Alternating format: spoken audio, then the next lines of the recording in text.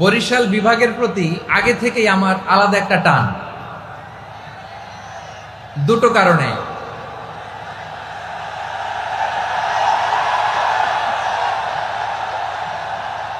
আলহামদুলিল্লাহ, আলহামদুলিল্লাহ, মাশাআল্লাহ। এই গণজোয়ারকে আল্লাহ তাআলা ইসলামের পক্ষে কবুল করে নিন।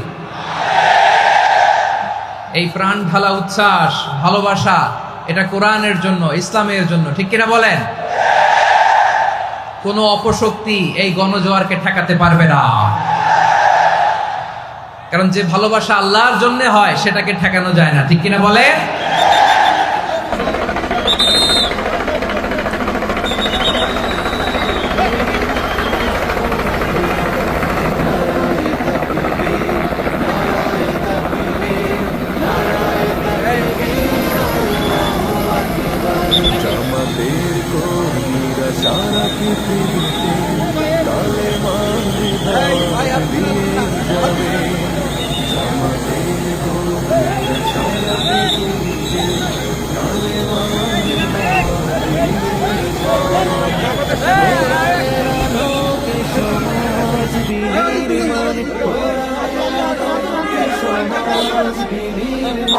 হাজার জুলুম বাধা উল্টে যাবে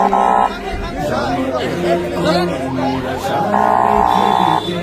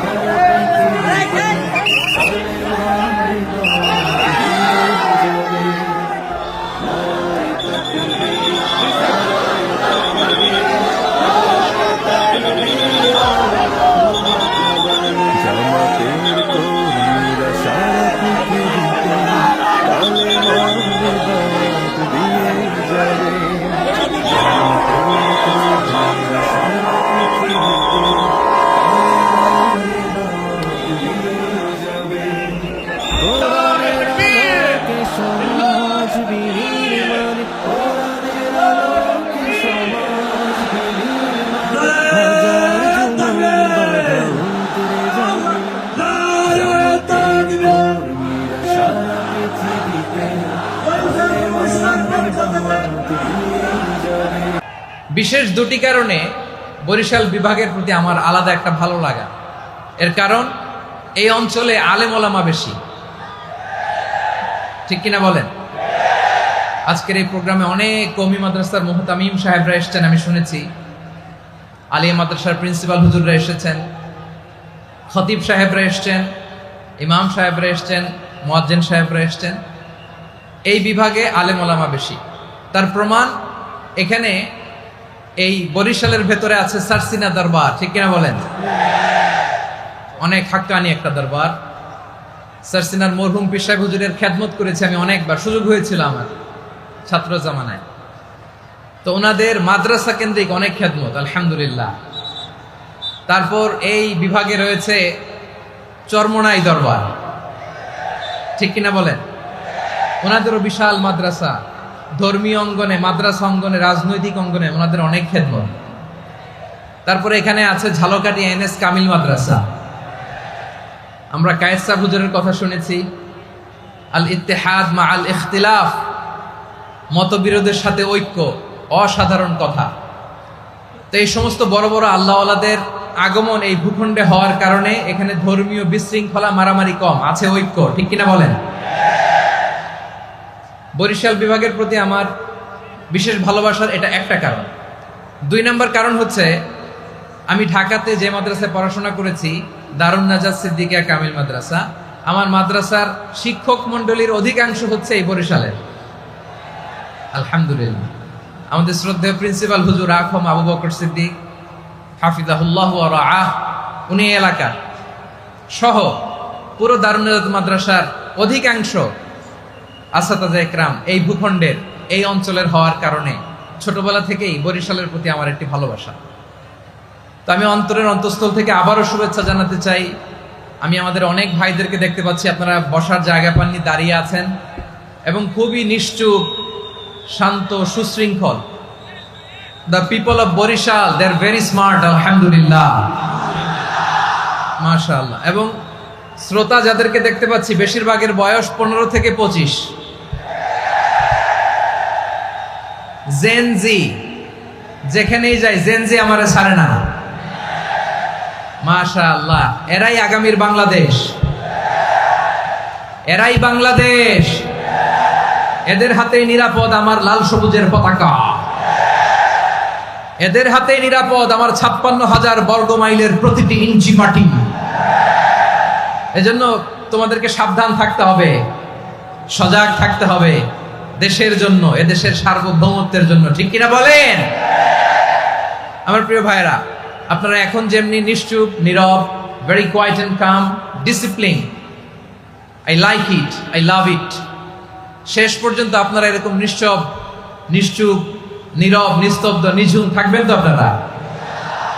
মাশাআল্লাহ। আমি খুব লম্বা চূড়া সময় নেব না, অনেক আলোচনা হয়েছে, আমি পাশেই ছিলাম, আমি দুপুরেই চলে এসেছি, আমি শুনছিলাম আলোচনাগুলো, অসাধারণ আলোচনা হয়েছে।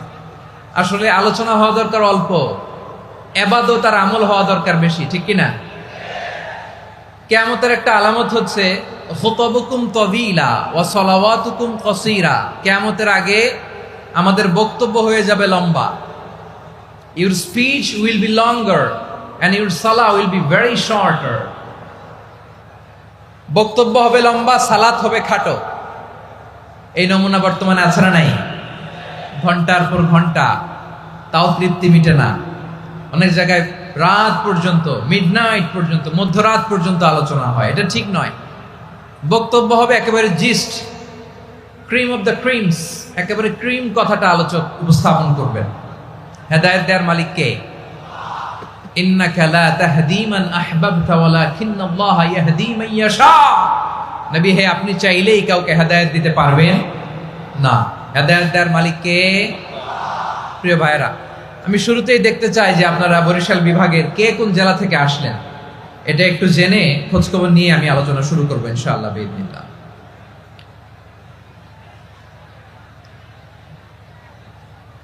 প্রিয় ভাইরা, আমি দেখতে চাচ্ছি আপনাদের এই বরিশাল বিভাগের ভোলা জেলা আছে না একটা, দ্বীপ জেলা, ওখান থেকে কেউ আসতে পারছেন নাকি? হ্যাঁ, আল্লাহু আকবার, আসছে তো, ওই যে হাত দেখা যাচ্ছে। সর্বনাশ, মাশাআল্লাহ, মাশাআল্লাহ, ঠিক আছে। আল্লাহ আমার ভাইদেরকে তুমি কবুল করো।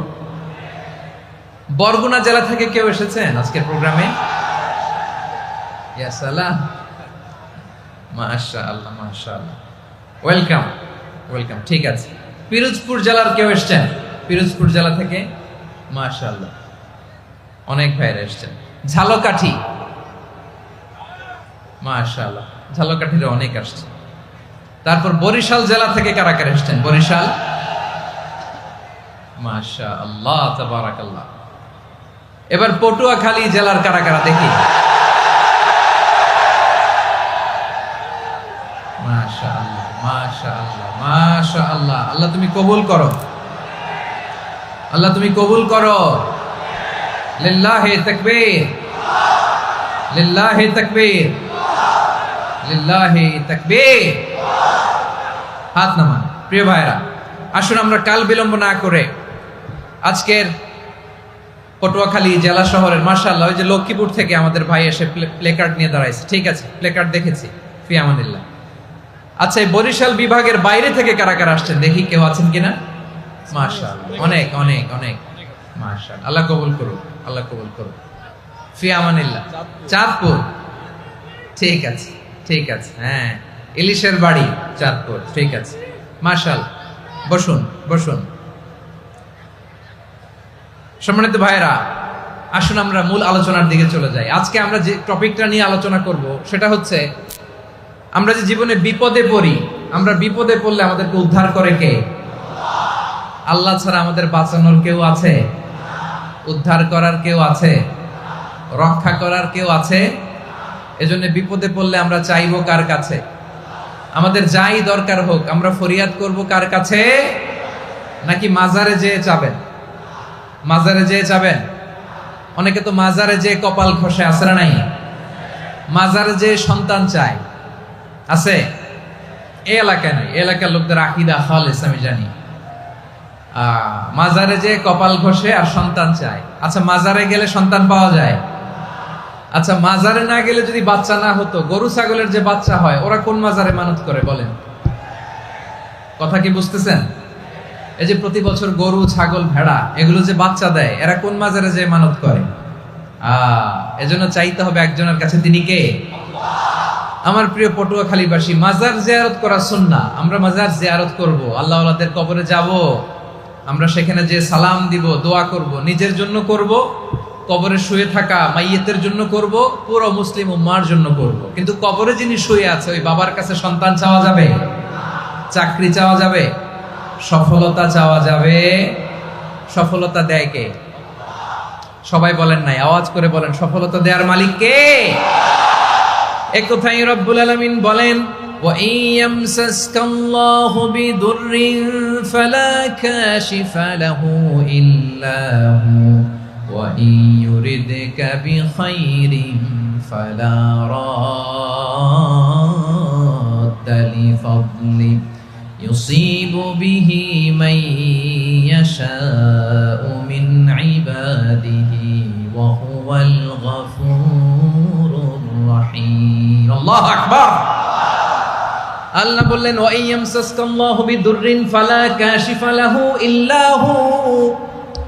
আল্লাহ যদি তোমাকে কোনো বিপদ স্পর্শ করায়, আল্লাহ যদি তোমারে কোনো বিপদে ফেলে দেয়, ওই বিপদ থেকে উদ্ধার করার তিনি ছাড়া আর কেউ নাই। জোরে বলেন ঠিক কিনা?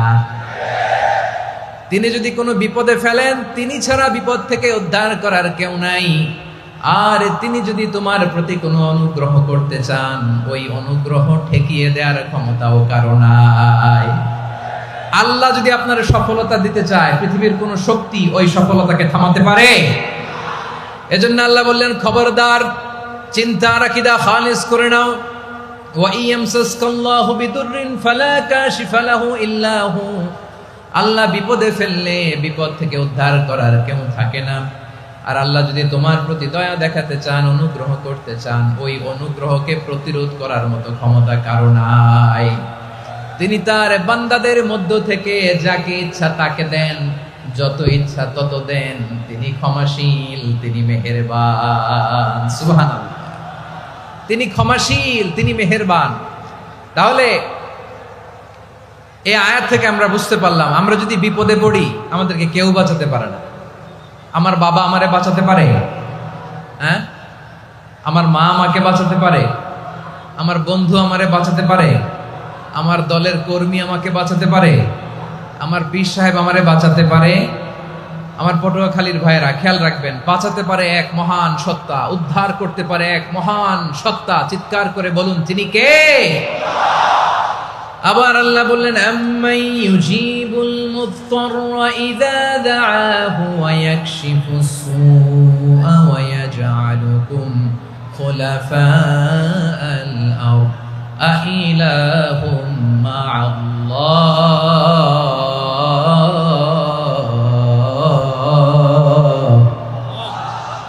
ক্বালিলাম মা তাযাক্কারুন। রব্বুল আলামিন বলেন, বিপদে পড়ে কাতর কণ্ঠে চিন্তাগ্রস্ত হয়ে যখন কেউ ফরিয়াদি হয়ে আল্লাহর ডাকে হাত তোলে, তখন এই ব্যক্তির ডাকে সাড়া দেয় কে?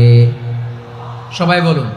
কাতর কণ্ঠে বিপন্ন অবস্থায় আপনি যখন কেঁদে কেঁদে হাত তুলে আপনার দুঃখের কথা জানান, আপনি যখন ডাকেন তারে, তখন আপনার ডাকে সাড়া দেয় কে? আল্লাহ বলে, আমি সাড়া দেই।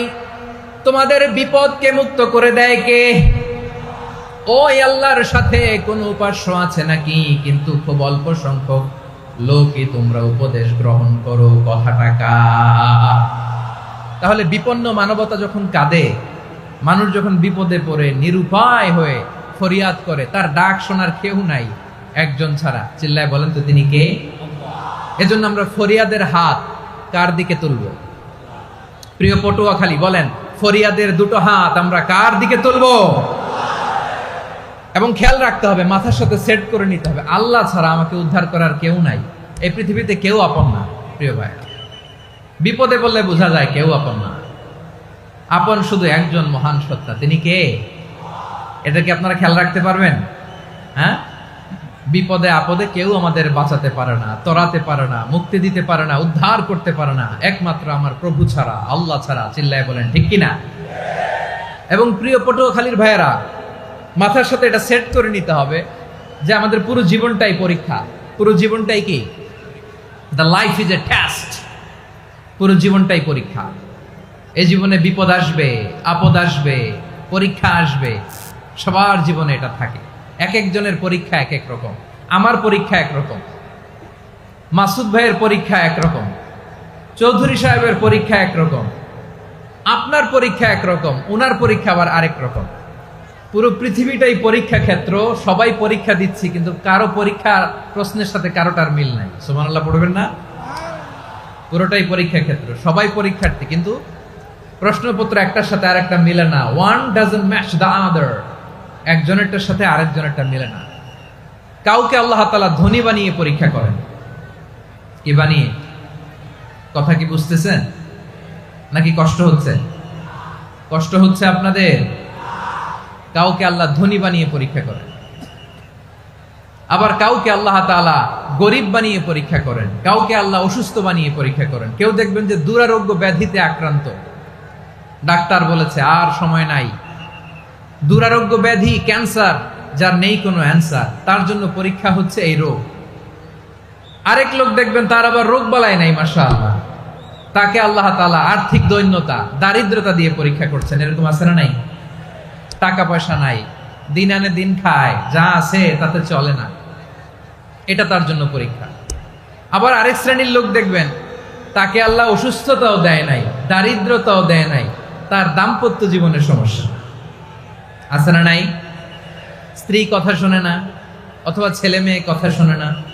তাহলে পরীক্ষা সবার জীবনে আছে, এক একজনের পরীক্ষাটা এক এক রকম। আল্লাহ তাআলা দেখতে চায় যে এই পরীক্ষার সময় আমরা কিরকম রেসপন্স করি। How to deal with the test, কিভাবে এই বিপদ আপদ পরীক্ষাগুলোকে আমরা হ্যান্ডেল করব, ডিল করব, এটা হচ্ছে আজকের আলোচনার বিষয়। বুঝতে পেরেছেন সবাই আমার প্রিয় ভাইয়েরা? তাহলে পরীক্ষাময় আমাদের জীবন, আপদ পরীক্ষা, এটা মানুষের পিছু ছাড়ে না। সবার জীবনে পরীক্ষা আছে। নবীদের জীবনেও পরীক্ষা ছিল। সাহাবারা জিজ্ঞেস করেছেন, ইয়া রাসূলুল্লাহ, আইয়ুন নাসি আশাদ্দু বালাআন ফিদ দুনিয়া, এই দুনিয়ার বুকে কাদের পরীক্ষা সবচেয়ে বেশি? বিশ্বনবী বলেছেন, আল আম্বিয়া। এই পৃথিবীতে সবচেয়ে বেশি পরীক্ষা আল্লাহ তাআলা নিয়ে থাকেন নবীদের। কাদের? নবীদের। সুম্মাল আমসাল ফাল আমসাল, এরপরে নবীদের পরের স্তরে যারা, তাদের পরীক্ষা। এরপরে তাদের পরের স্তরে যারা, তাদের পরীক্ষা। সিদ্দিকিনদের, শুহাদাদের, সলিহিনদের, আল্লাহওয়ালাদের। যার ঈমান যত মজবুত, তার জীবনে পরীক্ষাও তত বেশি। চিল্লায় বলেন ঠিক কিনা? তাহলে মুমিনরা, বিশ্বাসীরা, আমরা কি পরীক্ষা, বিপদ আপদে ভয় পাই? হ্যাঁ, বিপদ দেখলে ভয় লাগে আপনাদের? ভয় লাগে? হ্যাঁ, না, মুমিনরা বিপদে ভয় পায় না, তারা হতাশ হয় না, সুবহানাল্লাহ, তারা নিরাশ হয় না। বিশ্বাসীরা হাল ছেড়ে দেয় না, তারা ভরসা রাখে একজনের উপর। চিল্লায় বলতে হবে তিনি কে? কারণ মুমিন জানে the grief isn't permanent, the test isn't permanent, the struggle in our life isn't permanent. আমাদের জীবনের দুঃখ, কষ্ট, স্ট্রাগল, এগুলো পার্মানেন্ট নয়। After every difficulties there is an ease. সব কষ্টের পরেই একটা সুখ আছে না নাই? রব্বুল আলামিন বলেন, ফাইন্না মাআল উসরি ইউসরা, ইন্না মাআল উসরি ইউসরা, ভয় পেও না, চিন্তা করো না, কষ্টের সাথেই আমি রেখে দিয়েছি স্বস্তি। সুবহানাল্লাহ বলেন। মুমিন জীবনে বিপদ যত বেশি, কষ্ট যত বেশি, তার সামনে সফলতা তার চেয়েও বেশি। ঠিক কিনা বলেন? কারণ বিশ্বাসীরা জানে রাত্রি যত গভীর হয়, সুবহে সাদিকের সময় তত আগাতে থাকে। গর্ভবতী নারীর পেটের ব্যথা যত বাড়তে থাকে, ঘরে নতুন মেহমান আগমনের সময় ঘনাতে থাকে। মুমিনদের উপর বিপদ, অত্যাচার, আপদ, পরীক্ষা যত বাড়তে থাকে, কালেমার পতাকা উড্ডয়নের সময় কাছে আসতে থাকে। বিশ্বাসীদের এগুলো হিসাব মিলানো অনেক আগে, এগুলো অনেক আগে হিসাব মিলানো। দুঃখের আধার শেষে সুখের আলো মিটি মিটি হাসে। চিল্লায় বলেন ঠিক কিনা? দুঃখ যত বেশি, পরীক্ষা যত বেশি, কষ্ট যত বেশি, সুখের সময় তত কাছাকাছি চিল্লায় বলতে হবে, ঠিক কিনা? এজন্য মুমিন জীবনে পরীক্ষা বেশি, মুমিনদের হতাশা নাই, মুমিনরা নিরাশ হয় না, হতাশ হয় কাফিররা। মুমিনরা কখনো হাল ছেড়ে দেয় না, মুমিনরা ভরসা রাখে একজনের উপর, তিনি কে? তাহলে আমার প্রিয় পটুয়াখালীবাসী, বিপদ থাকবে, পরীক্ষা থাকবে, এই বিপদ থেকে আমাদেরকে উদ্ধার করবেন একজন, তিনি কে? আমরা শুধু আল্লাহর উপরই ভরসা রাখবো। রাজি আছেন তো? চাইবো একজন সত্তার কাছে, আওয়াজ করে বলুন, তিনি কে? একজন সত্তার কাছে চাইবে। বিশ্বনবী ওনার চাচাতো ভাই আব্দুল্লাহ ইবনে আব্বাস রাদিয়াল্লাহু তাআলা আনহুকে বললেন, ইয়া আব্দুল্লাহ ইবনে আব্বাস, হে আব্দুল্লাহ ইবনে আব্বাস, ইযা সাআলতা ফাসআলিল্লাহ, যখন চাইবে আল্লাহর কাছে যাও। ও আব্দুল্লাহ, যখন চাইবা আল্লাহর কাছে চাও। ওয়া ইযা ইসতাআনতা ফাসতাইন বিল্লাহ, যখন সাহায্য চাইবা আল্লাহর কাছে ফরিয়াদ করো। জেনে রেখো ও আব্দুল্লাহ, ওয়া'লাম আন্নাল উম্মাতা লাউ ইজতামাআত আলা আন ইয়ানফাউকা বিশাইইন লাম ইয়ানফাউকা ইল্লা বিশাইইন ক্বাদ কাতাবাহু আল্লাহু লাক।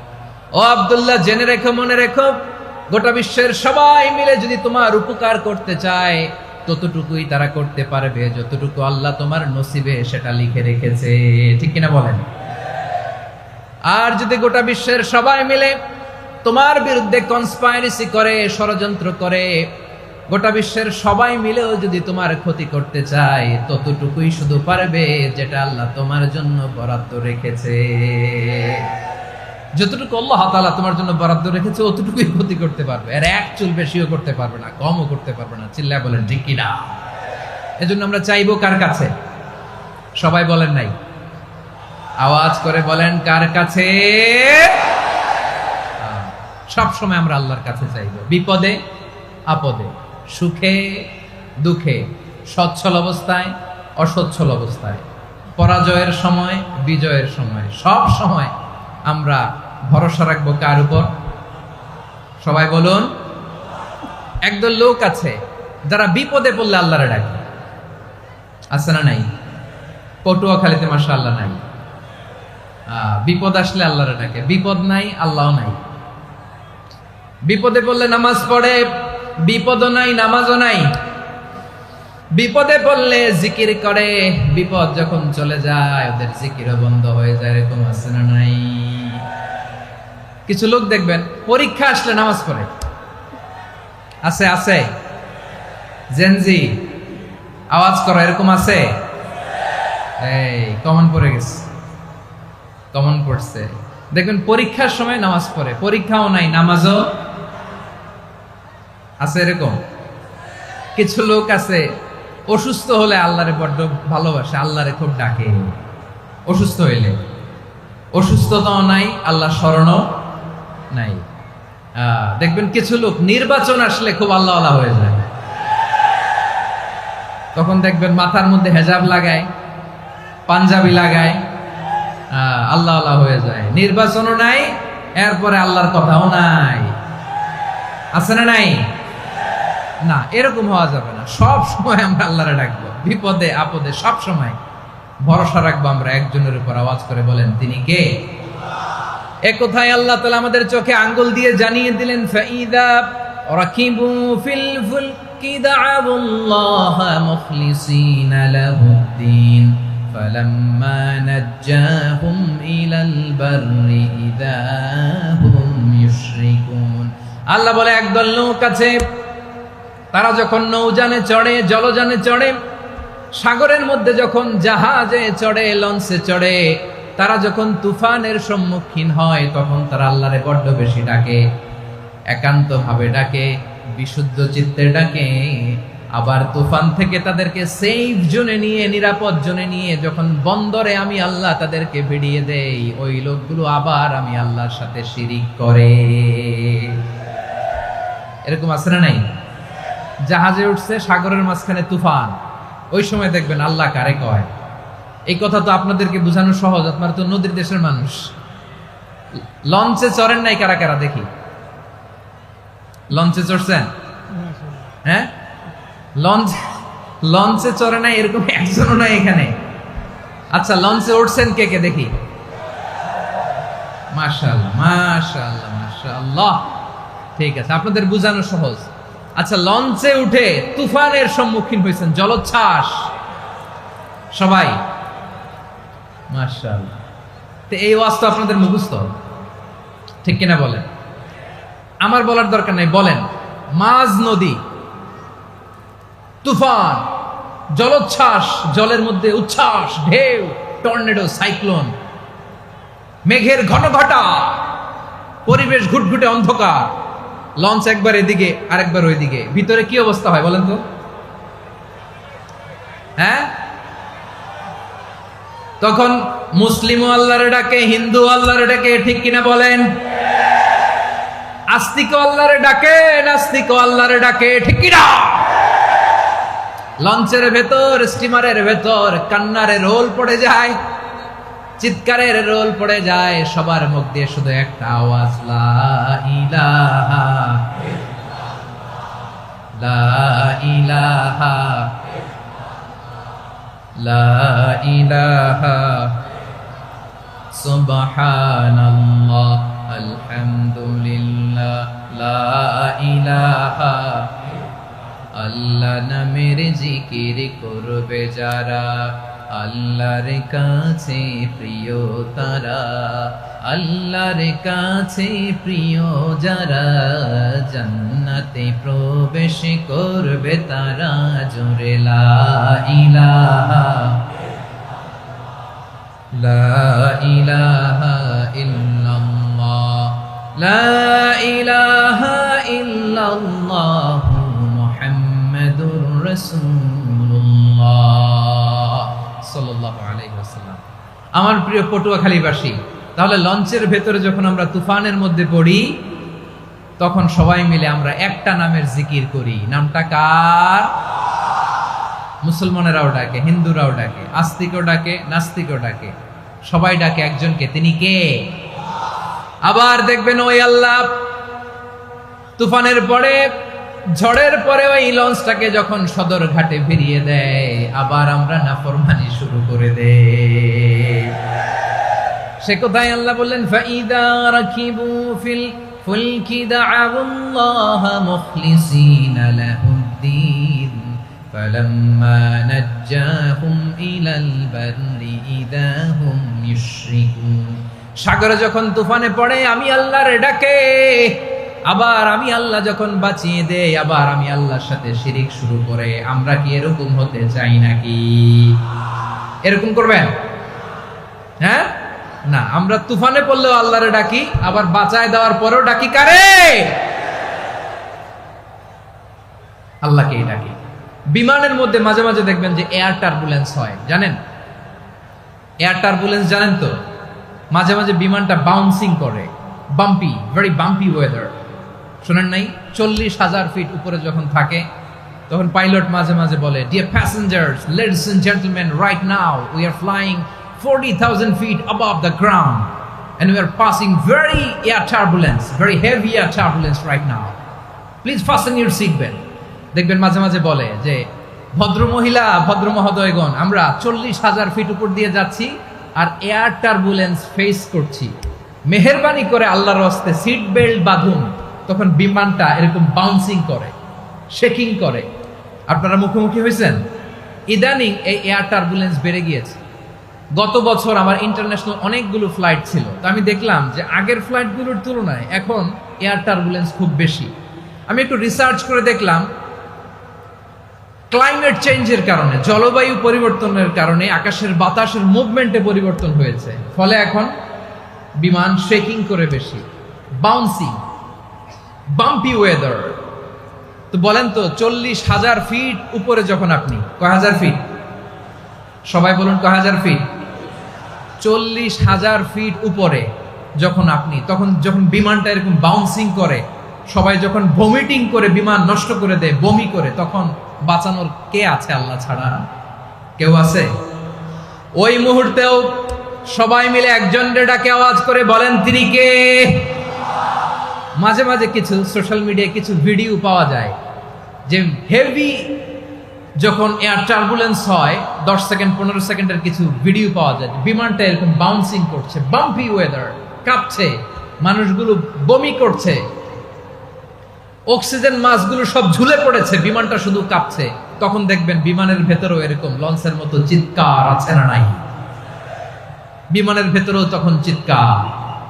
গত বছর হিথ্রো এয়ারপোর্ট থেকে সিঙ্গাপুর এয়ারলাইন্সের একটা ফ্লাইট হিথ্রো টু চাঙ্গি একটা ফ্লাইটে এমন বেশি এয়ার টার্বুলেন্সের শিকার হয়েছিল ওই এয়ারক্রাফটটা, 33 জন যাত্রী সেখানে আহত হয়েছে, একজন যাত্রী নিহত হয়েছে। কেবিন ক্রুজ এয়ার হোস্টেস যারা আছে, একজনের নাক ফেটে, চোখ ফেটে, কপাল ফেটে ব্লিডিং হয়ে শয়লা। প্রিয় ভাইয়েরা, ওই 40,000 ফিট উপরে বিমানটা যখন কাঁপবে, তখন আমাদেরকে আল্লাহ ছাড়া আর কেউ বাঁচানোর আছে? এত আস্তে বললে হবে? ওই কঠিন মুহূর্তে আমার বাবা আমারে বাঁচাতে পারে, আমার বন্ধু আমারে বাঁচাতে পারে। এই গ্রাউন্ডে, জমিনের বুকে আমার প্রোটোকল, আমার ক্ষমতা, আমার দাম্ভিকতা কোনো কিছু আমারে বাঁচাতে পারে?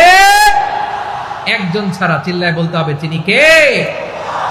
সে আল্লাহ বললেন, গোলাম আমি বিপদের সময় ঠিকই তোমাদের বাঁচিয়ে দেই। ওই বিমানের ভেতরে 40,000 ফিট উপরে যখন তোমরা এয়ার টার্বুলেন্সের শিকার হও, তখন নাস্তিকও আল্লাহরে ডাকে, হিন্দু আল্লাহরে ডাকে। জোরে বলেন ঠিক কিনা? আবার বিমানটা যখন শান্ত হয়ে যায়, একটু পরেই বিমানের স্ক্রিনের মধ্যে হিন্দি সিনেমা খোঁজে। বিমানের স্ক্রিনে কিন্তু বিশাল ওখানে আফলাম ফিল্মের একেবারে বোঝাই করা। বিমানটা শান্ত হইলে আবার হিন্দি সিনেমা দেখা শুরু করে। একটু আগে ডাকছিল কারে? দেখবেন বাংলাদেশে আমাদের ক্রিকেটাররা যখন অন্য কোনো দেশের সাথে খেলে, অনেক সময় এমন হয় বল বাকি একটা, রান দরকার 6টা। বল বাকি কয়টা? পটুয়াখালী বুঝে নাই বোধহয়। বল বাকি কয়টা? রান দরকার। আপনি দেখবেন ক্যামেরাম্যান তখন গ্যালারিতে খালি দেখায় দর্শকদের যে কি অস্থিরতা। হিপ হপ স্টাইলের মেয়েটা, যে মেয়েটার ওড়না এতক্ষণ ছিল গলায়, এতক্ষণ কইছিল, ওই মেয়েটা দেখবেন ওড়নাটা টেনে মাথায় দিয়ে এরকম মুনাজাত ধরতেছে, আল্লাহ আল্লাহ, একটা সক্কা, আল্লাহ আল্লাহ, আমার লাল সবুজের পতাকারে তুমি অপমানিত কইরো না আল্লাহ। ইন্ডিয়ার সাথে আমাদের খেলা, আল্লাহ আল্লাহ, একটা সক্কা, একটা। পুরো খেলা জুড়ে এই মেয়ের ওড়না ছিল গলায়, কিন্তু যখন 1 বলে 6 রান দরকার, ওড়না চলে আসছে কোথায়? মাথায়। আবার মুনাজাত আছে না নাই? ঠিকই বাংলাদেশের দামাল ছেলে এমন এক শট মারলো, বল চলে গেল স্টেডিয়ামের বাইরে, ছক্কা, জিতে গেলাম আমরা। পুরো স্টেডিয়াম জুড়ে চিৎকার, হই হুল্লোড়, মৌজ মাস্তি। যেই মেয়েটা মাথার মধ্যে ওড়না দিয়ে এতক্ষণ সুবহানাল্লাহ সুবহানাল্লাহ বলে আল্লাহর কাছে দোয়া করেছে, ওই মেয়ে এখন আবার ওড়না ফেলে দিয়ে নাচা শুরু করে দিয়েছে। তাহলে আল্লাহর ভয়, আল্লাহর প্রতি আস্থা, বিশ্বাস, ভালোবাসা, এটা কি ক্ষণিকের জন্য? মানে আমার যখন লাগবে তখন আল্লাহর ইউজ করবো নাকি? হ্যাঁ, বিপদে আপদে, সুখের সময় দুঃখের সময়, সচ্ছল অসচ্ছল অবস্থায় বিশ্বাসীরা ভরসা রাখে একজনের উপর। চিৎকার করে বলো, পটুয়াখালী তিনি কে? সে আল্লাহ বললেন, গোলাম মনে করো না জাহাজ থেকে সদরঘাটে ভিড়িয়ে দিলাম তুমি নিরাপদ হয়ে গেছো। মনে করো না 40,000 ফিট থেকে সেফ ল্যান্ডিং এর পরে এয়ারপোর্টে নেমে গেলেই তুমি নিরাপদ হয়ে গেছো। ও মিয়া, বিপদ কি শুধু সাগরে আর আকাশে? ঘরের বিপদও, ঘরের ভেতরও বিপদ আসতে পারে কি পারে না?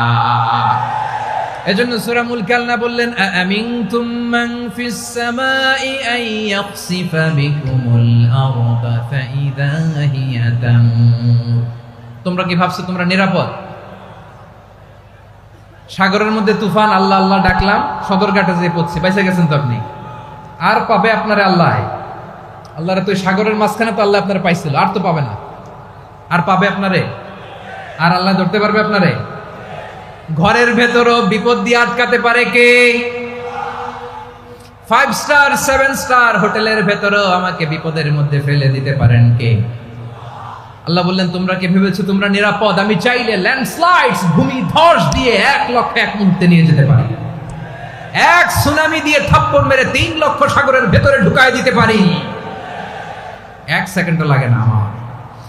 أم أمنتم من في السماء أن يرسل عليكم حاصبا فستعلمون كيف نذير আল্লাহ চাইলে আকাশ থেকে পাথর বৃষ্টি নাজিল করতে পারেন কি পারেন না? এই মুহূর্তে এখানে ভূমিকম্প দিতে পারেন কি পারেন না? আচ্ছা, ভূমিকম্প যখন হয় আমাদের কারো হুঁশ থাকে? আপনি মনে করছেন আমরা সাধারণ মানুষ, আমরা দৌড় দেই, আর প্রেসিডেন্ট প্রধানমন্ত্রী ওনারা বুঝি খাটে শুয়ে থাকে? কথা বুঝে নাই বোধহয়। ভূমিকম্প, আর্থকোয়েক যদি হয়, বাঁচার জন্য আমরা কি করি? হয় খাটের তলায়, ডাইনিং টেবিলের নিচে, উপরে শক্ত কিছু আছে এটার নিচে, অথবা ঘর থুইয়া দেও দৌড়। তো প্রধানমন্ত্রী উনি কি করে? প্রেসিডেন্ট উনি কি করে? হ্যাঁ, উনি খাটের মধ্যে যে শুয়ে থাকে নাকি? উনিও দৌড়, সাধারণ মানুষও দৌড়, প্রধানমন্ত্রীও দৌড়, বাড়িওয়ালাও দৌড়, ভাড়াটিয়াও দৌড়, সবাই দৌড়। নাকি ভাড়াটিয়ারা বাড়ি থুইয়া দৌড়, বাড়িওয়ালারা আর বেরোয় না? এরকম না। তাহলে যে কোনো মুহূর্তে ভূমিকম্প দিয়ে নাস্তানাবুদ করতে পারে কে? আমার প্রিয় ভাইয়েরা, আমরা নিরাপদ নই, আমরা তার দয়ায় বেঁচে আছি। কার দয়ায়? এজন্য আল্লাহ বললেন, গোলাম, যে কোনো মুহূর্তে বিপদ দিয়ে তোমাদেরকে নাস্তানাবুদ করতে পারি। বিশ্বাসী বলে যদি নিজেকে দাবি করো, সব সময় ডাকতে হবে একজন সত্তাকে। বলেন তিনি কে? এই কথা ক্লিয়ার?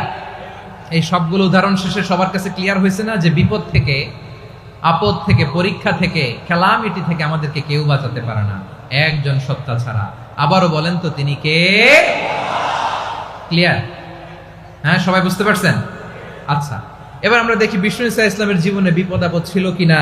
উনি বিপদ আসলে কিভাবে ডিল করতেন, বিপদ আসলে কোন দোয়া পড়তে হয়, কিভাবে ফরিয়াদের হাত উত্তোলন করতে হয়, কিভাবে রবের দরবারে নতজানু হয়ে ফরিয়াদ করতে হয়, এটা জানার দরকার আছে না নাই? আসুন আমরা বিষ্ণুনবীর জীবনী থেকে দেখি বিপদ আসলে উনি কি করতেন। বিপদ আসলেই প্রথমে বিষ্ণুনবী সাল্লাল্লাহু আলাইহি ওয়াসাল্লাম একটা দোয়া পড়তেন। কি পড়তেন? তিনি পড়তেন, ইন্না লিল্লাহি ওয়া ইন্না ইলাইহি রাজিউন। নিশ্চয় আমরা আল্লাহর জন্য, নিশ্চয় আমরা কার দিকে ফিরবো ভাই? আবার কার দিকে ফিরবো? আওয়াজ করে বলুন তো, আমরা এসেছি কার কাছ থেকে, আবারও ফিরে যাব কার কাছে? এজন্য বিষ্ণুই পড়ছেন, ইন্না লিল্লাহি ওয়া ইন্না ইলাইহি রাজিউন। নিশ্চয় আল্লাহর জন্য, ওই আল্লাহর দিকেই আমরা ফিরে যাব। তারপরে বিষ্ণুই পড়তেন, আল্লাহুম্মা আজুরনি ফি মুসিবাতি ওয়াখলুফ লি খায়রাম মিনহা। একসাথে প্রথমে পড়তেন ইন্না লিল্লাহি ওয়া ইন্না ইলাইহি রাজিউন, তারপর পরে পড়তেন আল্লাহুম্মা আজুরনি ফি মুসিবাতি ওয়াখলুফ লি খায়রাম মিনহা। মানে আল্লাহ, এই যে আমি বিপদে ধৈর্য ধারণ করলাম, এটার সব তুমি আমার দাও, আর যেটা হারালাম এর চেয়ে ভালো কিছু দিয়ে মেকআপ করে দিও, ভালো কিছু দিয়ে বদল করে দিও। সুবহানাল্লাহ পড়েন। তাহলে বিপদ আসলে আমরা কি পড়ব? কথা বলেন। এই যে আমি শুয়েছিলাম, নাশিদ গাচ্ছিল ওরা, এদেশে পরস্পরে দেখা হলে দেয় সালাম, এদেশে আমজনতার হৃদয় জুড়ে পাকালাম, এদেশে বিপদ এলে সর্বজনে সর্বক্ষণে দোয়া পড়ে ইন্না লিল্লাহ। কি পড়ে? সুবহানাল্লাহ সুবহানাল্লাহ সুবহানাল্লাহ সুবহানাল্লাহ। এদেশে আজান শুনে সূর্য ওঠে শহর গ্রামে, এদেশে আজান শুনে সূর্য ডুবে সন্ধ্যা নামে, এদেশে সকল কাজে সবাই বলে বিসমিল্লাহ, এদেশে ভালো কিছু দেখে শুনে হাসি মুখে সবাই বলে মাশাআল্লাহ। সুবহানাল্লাহ পড়েন। তাহলে বিপদ এলে আমরা কি পড়ি? কথা বুঝলে সবাই উত্তর দিতে হবে। বিপদ এলে কি পড়ি? তাহলে বিপদ এলেই আমরা এখন থেকে ইন্না লিল্লাহ পড়বো, নাকি হাই হুতাশ করবেন? একদল আছে হাই হুতাশ করে, হায় আল্লাহ রে, মোর কি হইল রে, মুই কি হরমু রে, মুই কমবে জামু রে। আছে না নাই? এরকম বিলাপ করতে নিষেধ করেছেন বিশ্বনবী। কি করব, কই যাব, কি হবে, হায় হায়, এরকম হাহুতাশ আছে না নাই? বিশ্বাসীরা হাহুতাশ করে না, তারা ইন্না লিল্লাহ পড়ে। কি পড়ে? মনে থাকবে? আমরা পড়ব ইন্না লিল্লাহি ওয়া ইন্না ইলাইহি রাজিউন। নিশ্চয়ই আমরা আল্লাহর জন্য, আমরা আল্লাহর দিকেই ফিরে যাব। এরপর পড়ব আল্লাহুম্মা আজুরনি ফি মুসিবাতি ওয়াখলুফ লি খায়রাম মিনহা। আল্লাহ, আমি যে বিপদে ধৈর্য ধারণ করলাম এটার সওয়াব দিও, আর যা হারালাম তার চেয়ে ভালো কিছু দিয়ে বদল করে দিও। সুবহানাল্লাহ পড়েন। বিশ্ব নবীর হাদিস শুনলেন উম্মে সালামা রাদিয়াল্লাহু তাআলা আনহা। ওনার স্বামী হলো আবু সালামা। মজার ঘটনা খেয়াল করে শুনেন আমার প্রিয় কলিজার টুকরা ভাইয়েরা, কানগুলো খরগোশের কানের মতো খাড়া করে আমার দিকে তাকান। সাইয়্যিদাতুনা উম্মে সালামা রাদিয়াল্লাহু তাআলা আনহা, ওনার স্বামীর নাম আবু সালামা। শ্রেষ্ঠ দম্পতি, শ্রেষ্ঠ ফ্যামিলি। প্রথমে হিজরত করেছিলেন হাবাসায়, পরে হিজরত করেছেন মদিনায়। উহুদ যুদ্ধের পরে ওনার স্বামী আবু সালামা ইন্তেকাল করলো, শহীদ হলো। সুবহানাল্লাহ পড়েন। যখন আবু সালামা ইন্তেকাল করলো, উম্মে সালামা রাদিয়াল্লাহু তাআলা আনহা কেঁদে কেঁদে হয়রান। আর নবীর শিখানো বাণী অনুযায়ী তিনি বারবার পড়ছিলেন ইন্না লিল্লাহ। কি পড়ছিলেন? মুই কই যামু, কি হরমু, এগুলো বলে নেই। কি বলছে? ইন্না লিল্লাহ। যেহেতু বিশ্বনবী বলেছেন কেউ যদি বিপদের প্রথম ধাক্কায় পড়ে ইন্না লিল্লাহি ওয়া ইন্না ইলাইহি রাজিউন, আল্লাহুম্মা আজুরনি ফি মুসিবাতি ওয়া আখলুফ লি খায়রাম মিনহা, তাহলে এই বিপদে যে সে যা হারালো তার চেয়ে শ্রেষ্ঠ কিছু দিয়ে আল্লাহ তার বদল দিয়ে দিবে। এই হাদিস শুনে উম্মে সালামা রাদিয়াল্লাহু তাআলা আনহা ওনার প্রাণ প্রিয় স্বামী আবু সালামার ইন্তেকালের পরে চোখের পানি ছাড়ে আর পড়ে ইন্না লিল্লাহি ওয়া ইন্না ইলাইহি রাজিউন, আল্লাহুম্মা আজুরনি ফি মুসিবাতি ওয়া আখলুফ লি খায়রাম মিনহা। বারবার এই দোয়া পড়ে চোখের পানি ছাড়ে, এই দোয়া পড়ে চোখের পানি ছাড়ে। আর মনে মনে বলে আবু সালামার মতো ভালো মানুষ মদিনাতে নাই, আবু সালামার চেয়েও ভালো মানুষ মদিনাতে নাই। তার চেয়ে ভালো মানুষ কি করে আল্লাহ তাআলা আমারে দিবে? তার চেয়ে ভালো মানুষ তো আমি মদিনাতে দেখি না। চোখের পানি দিয়ে বুক ভাসায় আর নবীর হাদিসের উপর আমল করে পড়ে ইন্না লিল্লাহি ওয়া ইন্না ইলাইহি রাজিউন, ইন্না লিল্লাহি ওয়া ইন্না ইলাইহি রাজিউন। পড়তে পড়তে চোখের পানি ছাড়ে আর চিন্তা করে বিশ্বনবী বললেন এই দোয়া পড়লে যেটা হারালাম তার চেয়ে ভালো কিছু দিয়ে আল্লাহ পুরস্কার দেয়। আবু সালামার চেয়ে ভালো মানুষ মদিনার মধ্যে আর কে হতে পারে? কি আজীব তামাশা, কি অবাক করা ঘটনা। কিছুদিন পরে দেখা গেল সাইয়্যিদুল মুরসালিন রাহমাতাল লিল আলামিন স্বয়ং বিশ্ব নবী উম্মে সালামাকে বিয়ের প্রস্তাব পাঠিয়েছে। স্বয়ং বিশ্ব নবী উম্মে সালামা রাদিয়াল্লাহু তাআলা আনহাকে বিয়ের প্রস্তাব পাঠিয়েছেন। উনি রাজি হয়ে গেলেন, বিয়ে হয়ে গেল। উনি হয়ে গেলেন উম্মুল মুমিনিন, আমাদের মা, পুরো মুসলিম উম্মার মা। চিৎকার করে বলেন আল্লাহু আকবার। তাহলে আমার প্রাণ প্রিয় ভাইয়েরা, বিপদে পড়লে আমরা পড়বো ইন্না লিল্লাহি ওয়া ইন্না ইলাইহি রাজিউন, আল্লাহুম্মা আজুরনি ফি মুসিবাতি ওয়া আখলুফ লি খায়রাম মিনহা। পড়বেন? পড়বেন না? যারা যারা বিপদ আসলে এই দোয়াটা পড়বেন এখন থেকে আওয়াজ করে ইনশাআল্লাহ বলেন। যা হারাইছেন তার চেয়ে শ্রেষ্ঠ জিনিস দিয়ে বদলা দিবে কে? বিশ্বাস হয়?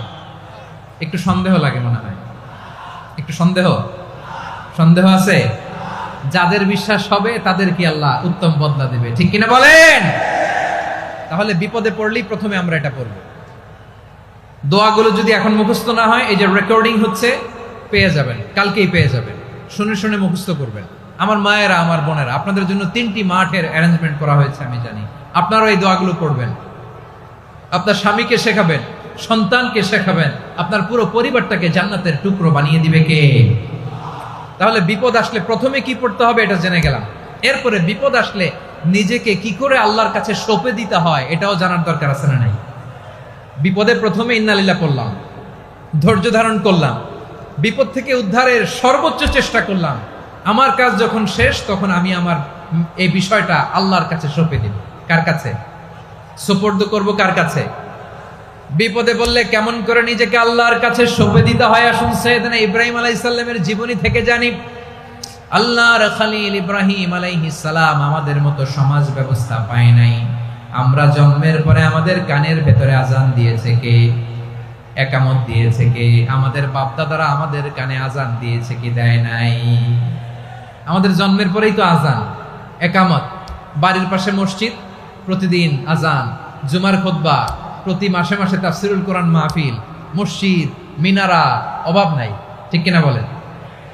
আপনি যেই সুন্দর ইসলামিক এনভায়রনমেন্ট পেয়েছেন, আমাদের ইব্রাহিম খলিল উনিও কি এরকম পেয়েছিলেন? হ্যাঁ, উনি জন্মের পর পরে ওনার কানে আজান দিয়েছে কেউ? আমার প্রিয় ভাইরা, আগা গোড়া একটা শিরকি পরিবেশ উনি জন্মগ্রহণ করেছেন। উনি ছাড়া ওই তল্লাটে একজনও আল্লাহর উপর বিশ্বাসী নাই। কল্পনা করতে পারেন? গোটা তল্লাটে, গোটা দেশে বিশ্বাসী মুমিন, আল্লাহর উপর বিশ্বাস স্থাপনকারী কয়জন? সবাই বলেন কয়জন? বাকি সব মুশরিক। বাকি সব মুশরিক নিজের সাথে নিজে শক্ত বোঝাপড়া করে, অ্যানালজি করে, সেলফ কনভারসেশন করে উনি মহা সত্যের সন্ধান পেয়েছে। উনি আকাশের তারা দেখে ভাবে মনে হয় এটাই আমার খোদা, পরে দেখে তারা নাই, মনে মনে বলে না তাইলে এটা না। আবার চাঁদ দেখে বলে চাঁদটা বড় মায়া লাগে, মনে হয় এটাই আমার রব, পরে দেখে চাঁদও নাই, কয় না এটা না। এরপরে দ্বিপ্রহরের জলজলে সূর্যটা খাঁ খাঁ করে গোটা পৃথিবীটারে রৌদ্র দিয়ে তাতিয়ে রাখে। তিনি ভাবলেন মনে হয় এটাই আমার রব, কারণ এটাই তো সবচেয়ে বড়। কিন্তু বিকেল বেলা ওই সূর্যটাও যখন চলে যায়, সাইয়েদনা ইব্রাহিম বলে না এটাও তো নাই, আমার খোদা যদি আমারে ছেড়ে চলে যায়, বিপদে পড়লে আমারে উদ্ধার করবে কে? এভাবে নিজের সাথে অ্যানালজি, সেলফ কনভারসেশন করতে করতে করতে তিনি মহা সত্যের সন্ধান পেয়েছেন। সুবহানাল্লাহ বলেন। সব শেষে তিনি ডিসিশন, নিশ্চয় আমি এমন সত্তার দিকে মনোনিবেশ করলাম, মুখাপেক্ষী হলাম, যিনি আকাশ বানিয়েছেন, জমিন বানিয়েছেন, আমি মুশরিক নই। সুবহানাল্লাহ। পারতেন, আপনি পারতেন? কেউ নাই, লক্ষ লক্ষ মুশরিক, আপনি একা। ওনার মতো এরকম বিচক্ষণতা দিয়ে আল্লাহরে খুঁজে পাইতে পারতেন আপনি? কি নবী ছিল, আল্লাহকে খুঁজে পেয়েছে। যখন আল্লাহর ইবাদত শুরু করলো, এই কথা ছড়ায় পড়লো চারদিকে। নমরুদ সাইয়েদনা ইব্রাহিমকে ডেকে পাঠালেন। নমরুদ বলে, ইব্রাহিম তুমি নাকি মূর্তির পূজা না করে কোন নতুন রবের ইবাদত করো, কে তোমার রব? সাইয়েদনা ইব্রাহিম বললেন, রব্বি আল্লাযী ইউহয়ী ওয়া ইউমীত, আমি এমন রবের ইবাদত করি যিনি জীবন দেন, যিনি মৃত্যু দেন। নমরুদ বলে, তাই নাকি? তোমার রব জীবন দেয়, মৃত্যু দেয়, আর এটা তো আমি দেই, আমিও তো জীবন দেই, আমিও তো মৃত্যু দেই। সাইয়েদনা ইব্রাহিম বললেন, কেমন করে তুমি জীবন দাও, মৃত্যু দাও, একটু দেখাও তো। নমরুদ জেলখানা থেকে দুজন কয়েদিকে ডেকে আনলো, কয়েদি এনে অর্ডার করলো, একটাকে এখনই শিরোচ্ছেদ, হেড অফ, ডেথ পেনাল্টি, মৃত্যুদণ্ড দেয়া হলো, ফিনকি দিয়ে রক্ত বেরোলো। নমরুদ বলে, দেখো দুজনকে ধরে আনলাম, একজন কয়েদিকে দিলাম ডেথ পেনাল্টি, মৃত্যুদণ্ড, ওরে মৃত্যু দিলাম। আরেকজন যে দাঁড়িয়ে আছে, চাইলে ওরেও আমি মৃত্যুদণ্ড দিতে পারি, কিন্তু না, ওরে আমি দিব না, ওরে আমি বাঁচাইয়া দিলাম, ছেড়ে দিলাম, মানে জীবন দিলাম। দেখো ইব্রাহিম, তোমার চোখের সামনে একজনরে মৃত্যু দিলাম, আরেকজনরে জীবন দিলাম। আপাত দৃষ্টিতে তাই তো, একজনরে তো জীবন দিল, আরেকজনরে মৃত্যু দিল। সাইয়েদনা ইব্রাহিম এবার বিপাকে পড়ে গেলেন। কিন্তু এক একজন নবীকে আল্লাহ এমন উইজডম বিচক্ষণতা দিয়ে এই জমিনে পাঠিয়েছেন, মুহূর্তের মধ্যে আল্লাহর খলিল ইব্রাহিম বললেন, ফাইন্নাল্লাহা ইয়াতি বিশ-শামসি মিনাল মাশরিকি ফাতি বিহা মিনাল মাগরিব ফাবুহিতাল্লাযী কাফার। আল্লাহর খলিল ইব্রাহিম বললেন, নমরুদ বুঝলাম তুমি জীবন দাও, মৃত্যু দাও, দেখলাম, কিন্তু আমার রব, আমার আল্লাহ প্রতিদিন সকালবেলা উষা লগ্নে ওই পূর্ব দিগন্ত থেকে সূর্যটাকে উদিত করেন, সাঁঝের বেলা, বিকেল বেলা, কুধুরি লগ্নে, সন্ধ্যা বেলা ওই দ্বিপ্রহরের জল জলে সূর্যটাকে পশ্চিম দিগন্তে ডুবিয়ে দেন। মানে সকালবেলা পূর্ব দিক থেকে উদিত করা সূর্যটাকে পশ্চিম দিকে বিকেলে তিনি ডুবিয়ে দেন। তুমি যদি পারো ওই সূর্যটাকে পশ্চিম দিক থেকে উদিত করে পূর্ব দিকে ডুবিয়ে দাও। সুবহানাল্লাহ পড়বেন না? দেখেন, ইনস্ট্যান্ট ইন্টেলেক্ট, মুহূর্তে বিচক্ষণতা, উইজডম কাকে বলে? নমরুদ পারবে? নমরুদের বাপ পারবে? ওর দাদা, ওর 14 গোষ্ঠী, গোটা বিশ্বের সব ক্ষমতাধর রাষ্ট্রনায়করা একসাথে হলে পারবে?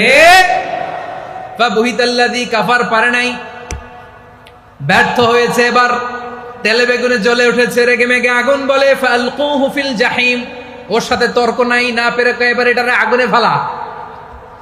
বিশাল বিশাল গাছ কেটে লাকড়ি এনে আগুনের কুণ্ডলি বানানো হলো, দাও দাও দাও দাও করে আগুন জ্বলে। আল্লাহর খলিল ইব্রাহিমকে আগুনে নিক্ষেপ করা হবে। আল্লাহর খলিল সাইয়েদনা ইব্রাহিমের হাতের মধ্যে রশি দিয়ে টাইট করে বাঁধা হলো, পায়ের মধ্যেও টাইট করে রশি দিয়ে বাঁধা হলো। আল্লাহর খলিল ইব্রাহিমকে আগুনের কুণ্ডলির মধ্যে ফেলা হবে। ওমিয়া, আপনি যে বিপদের কারণে ভয় পান, হতাশ হন, এটা কোনো বিপদ ওনার বিপদের সামনে?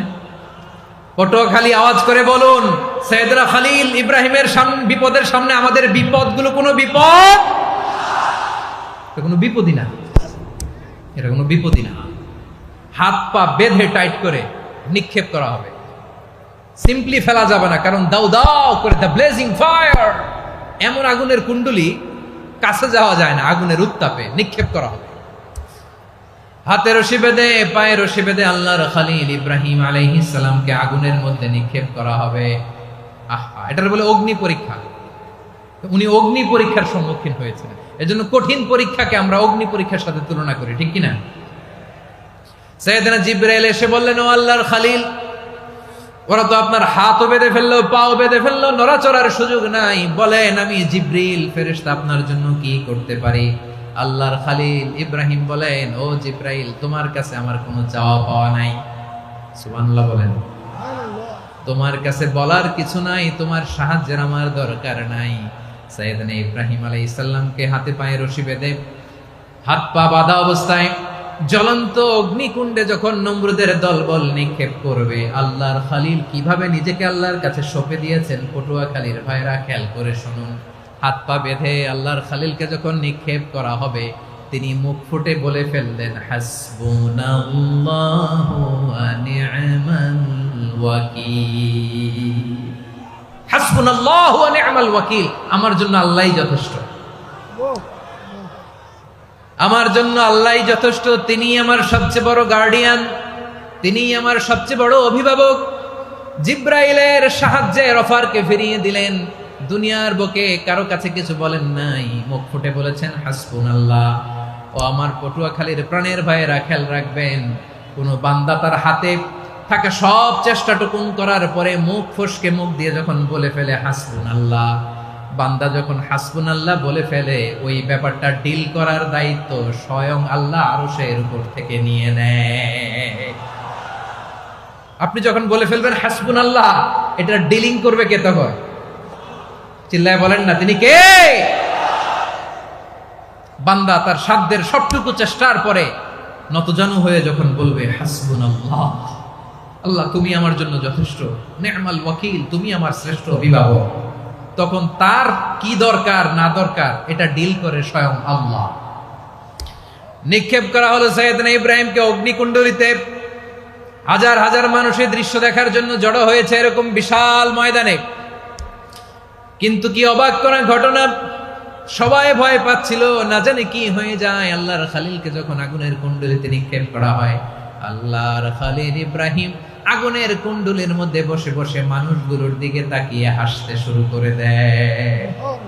কারণ আকাশ থেকে রব্বুল আলামিন স্পেশাল ভার্ডিক্ট নাজিল করেছেন, স্পেশাল হুকুম জারি করেছেন, কুলনা ইয়া নারু কুনি বারদান ওয়া সালামান আলা ইব্রাহিম। ও আগুন, খবরদার, সৃষ্টির শুরু থেকে তোকে একটা ধর্ম আমি বাতলে দিয়েছিলাম, তোর ধর্ম, আগুনের ধর্ম হলো যা পাবে জ্বালিয়ে সারখার করবে।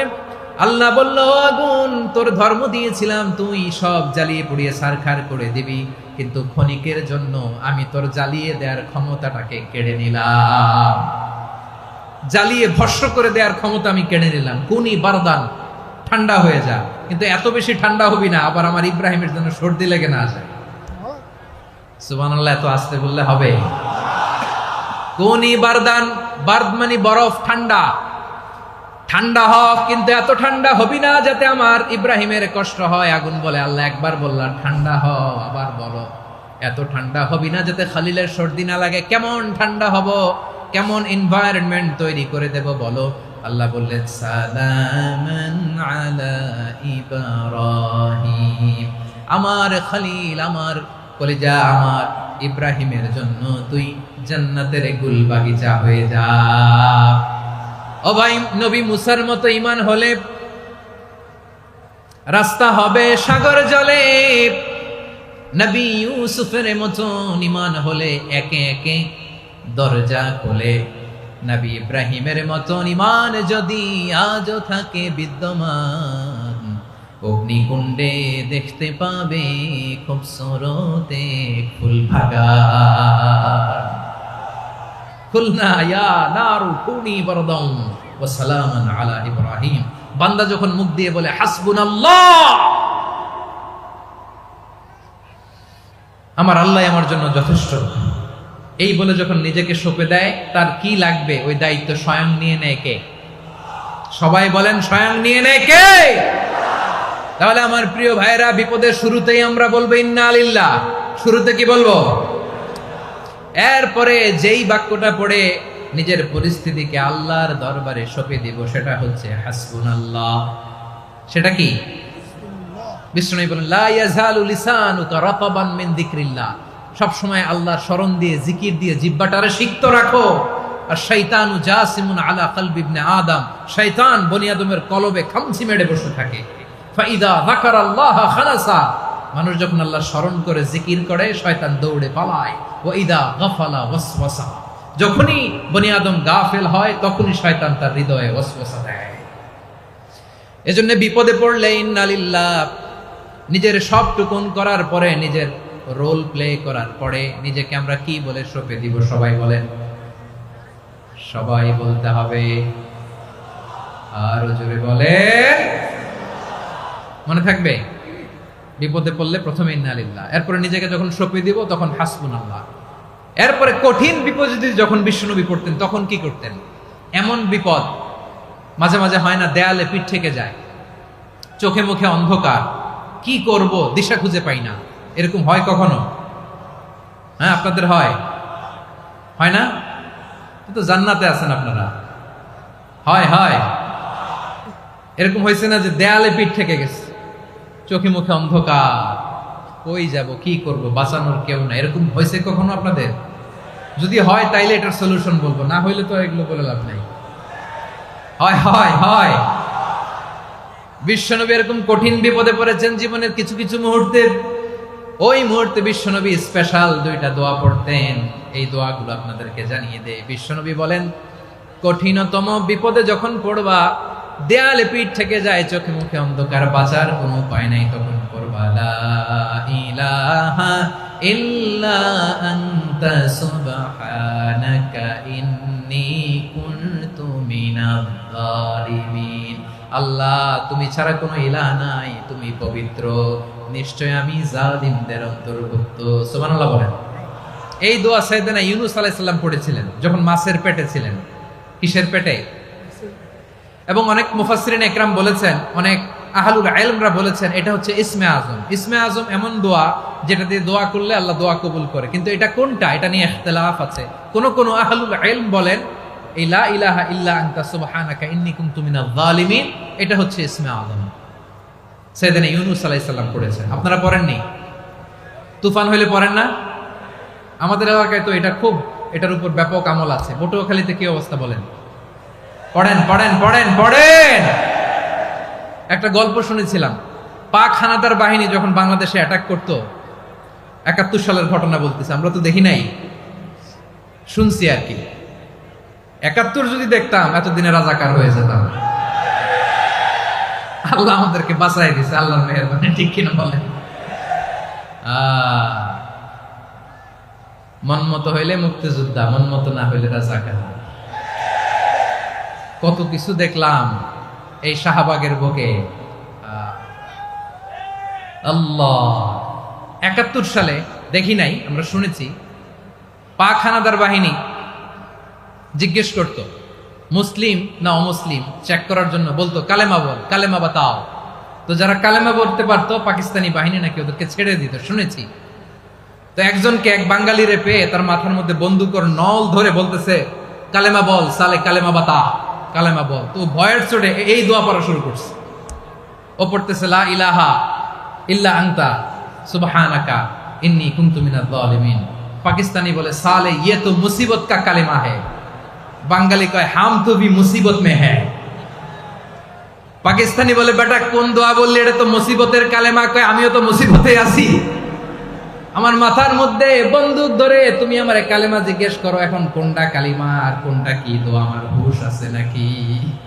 প্রিয় ভাইরা, আসলে এটা দুআউল মুসিবা, বিপদে পড়লে এ দোয়া পড়তে হয়। লা ইলাহা ইল্লা আনতা সুবহানাকা ইন্নী কুনতু মিনাজ জালিমিন, এটা পড়বেন আপনারা। এই দোয়া পড়ে সাইয়েদনা ইউনূস আলাইহিস সালাম মাছের পেট থেকে রক্ষা পেয়েছিলেন। রক্ষা করেছিল কে? তুমি ইউনুস নবীরে যখন খাইলো মাছেতে গিলিয়া, ফেরেশতা পাঠাইয়া দিলে ইসমে আজম দিয়া, প্রাণে ছিল যাহার ভয় সেথা পাইল আশ্রয়, প্রাণে ছিল যাহার ভয় সেথা পাইল আশ্রয়, মাছের পেট হতে সে যে পেল পরিত্রাণ। আল্লাহু আল্লাহু তুমি জাল্লে জালালুহু, শেষ করা তো যায় না গে তোমার গুণগান। আল্লাহু আল্লাহু, সুবহানাল্লাহ পড়ে, লা ইলাহা ইল্লা আনতা সুবহানাকা ইন্নী কুনতু মিনাজ জালিমিন। বিষ্ণুই বললেন, দেয়ালে পিঠ থেকে গেলে, চোখে মুখে অন্ধকার, বাঁচার কোনো উপায় নাই, তখন এই দোয়াটা করতে হবে। এই দোয়া পড়ে আল্লাহর কাছে ফরিয়াদ করলে বিপদ মুক্ত করবেন কে? কেন এই দোয়াটা আল্লাহর কাছে বড্ড প্রিয় জানেন আমার ভাইয়েরা? কারণ এই দোয়ার মধ্যে তিনটা জিনিস আছে। আমি যেরকম আঙ্গুল উঁচু করেছি এরকম করেন তো। তিনটা। কয়টা? তিনটা। এক নম্বরে হচ্ছে তাওহীদ, দুই নম্বরে তাসবিহ, তিন নম্বরে তাকরীর। আই রিপিট, আবারও বলছি, এক নম্বরে তাওহীদ, দুই নম্বরে তাসবিহ, তিন নম্বরে তাকরীর। এই দোয়াটা আল্লাহর কাছে এত পছন্দনীয় কারণ এ দোয়ার প্রথম অংশে আছে তাওহীদ, আল্লাহর একত্ববাদের ঘোষণা। লা ইলাহা ইল্লা আনতা, ও আল্লাহ আপনি ছাড়া কোনো ইলাহ নাই, উপাস্য নাই। এই কথা বললে আল্লাহ বড্ড খুশি হয়ে যায়, সুবহানাল্লাহ পড়েন। এ দোয়ার দ্বিতীয় অংশে আছে তাসবিহ, মানে আল্লাহর প্রশংসা, প্রশংসা সূচক বাণী। সুবহানাক সুবহানাক সুবহানাক, ও আল্লাহ আমি আপনার পবিত্রতা ঘোষণা করছি, সুবহানাক। এই কথা শুনলেও আল্লাহ খুশি হয়ে যায়, সুবহানাল্লাহ পড়েন। এই দোয়ার তৃতীয় অংশে আছে তাকরীর, তাকরীর মানে পাপের স্বীকৃতি। তাকরীর মানে কি? তাকরীর মানে পাপের স্বীকৃতি। এই দোয়ার তৃতীয় অংশে আছে ইন্নী কুনতু মিনাল জালিমিন, ও আল্লাহ আমি জালিমদের অন্তর্ভুক্ত। আল্লাহ আল্লাহ আমি জালেম, আল্লাহ আমি ভুল করেছি, অন্যায় করেছি, আল্লাহ আমি জালেমদের অন্তর্ভুক্ত। এই পাপের স্বীকৃতি, অ্যাকনোলেজমেন্ট আল্লাহ বড্ড পছন্দ করে। যখন আল্লাহর কাছে আপনি ছোট হবেন, ছোট হতে হতে যত ছোট হবেন, ওই দৃশ্যটা দেখতে আল্লাহ বড্ড পছন্দ করে, সুবহানাল্লাহ বলে। তিন নম্বর অংশ ইন্নী কুনতু মিনাজ জালিমিন, আল্লাহ আমি জালেমদের অন্তর্ভুক্ত। সাইয়েদনা আদম আলাইহিস সালাম ভুল করে যখন নিষিদ্ধ গাছের ফুল খেয়ে ফেললেন, ফল খেয়ে ফেললেন, আল্লাহ বললেন আদম ক্ষমা পেতে চাইলে তুমি আর হাওয়া মিলে স্বীকৃতি দাও, পাপের স্বীকৃতি আর পড়ো। রব্বানা যালামনা আনফুসানা ওয়া ইল্লাম তাগফির লানা ওয়া তারহামনা লানাকুনান্না মিনাল খাসিরিন। ও আল্লাহ আমি আদম আর হাওয়া, যালামনা আনফুসানা আমরা আমাদের নফসের উপর বড্ড জুলুম করেছি। আল্লাহ ওয়া ইল্লাম তাগফির লানা ওয়া তারহামনা, আপনি যদি ক্ষমা না করেন, আপনি যদি দয়া পরবশ না হন, আপনি যদি রহম না করেন, আমরা তো ক্ষতিগ্রস্তদের মধ্যে শামিল হয়ে যাব। এই দোয়া করার সাথে সাথে সাইয়েদনা আদম আর হাওয়া আলাইহিস সালামকে ক্ষমা করে দিলেন কে? তাহলে এই দোয়ার তিন নম্বর অংশ তাকরীর, এটা আল্লাহ বড্ড পছন্দ করে। আমার কলিজার টুকরা ভাইয়েরা, গুনাহ করে শিকার যেতে হবে, এটা আল্লাহ ভালোবাসেন।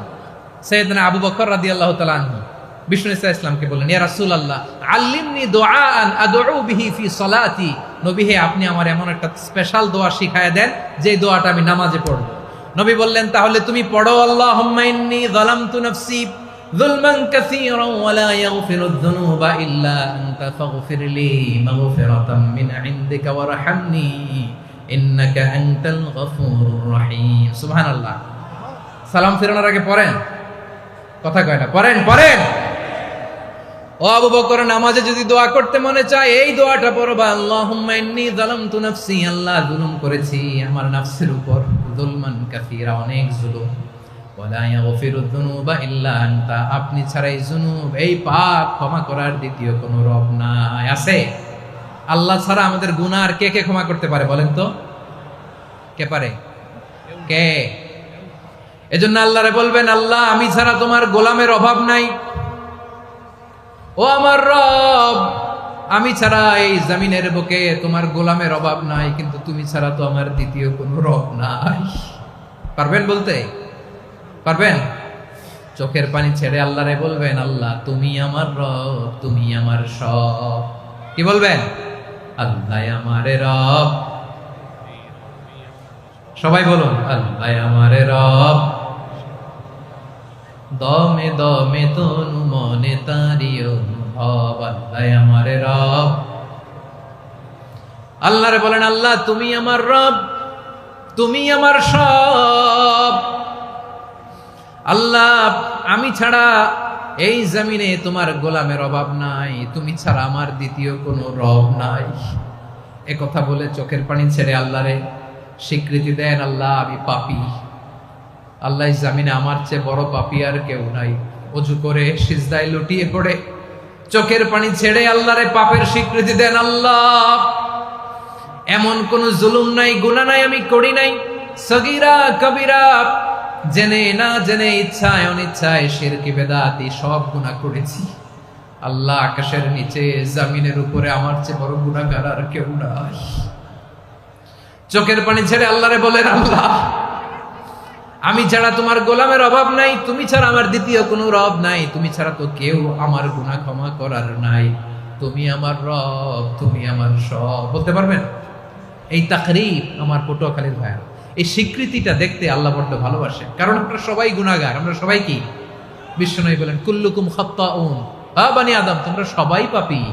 সবাই কি? সবাই পাপী। আমরা সবাই পাপী, আপন পাপের বাটখারা দিয়ে অন্যের পাপ মাপি। আমরা যে পাপী এটা ভাবতে মনে চায় না কারণ, খালি অন্যের পাপ দেখি আমরা, এটা ভুল। ওর এই পাপ, ও পাপী, ও জালেম, ও জাহান্নামী, এরকম একটা টেন্ডেন্সি। আমার যে কি হালাত এটার খেয়াল নাই। খেয়াল করতে হবে যে আমি সবচেয়ে বড় পাপী, ঠিক কিনা বলেন? পাপ করি নাই এমন কেউ আছি? হ্যাঁ আছি। কেউ না জানলেও জানে কে আমার পাপের ঘটনা?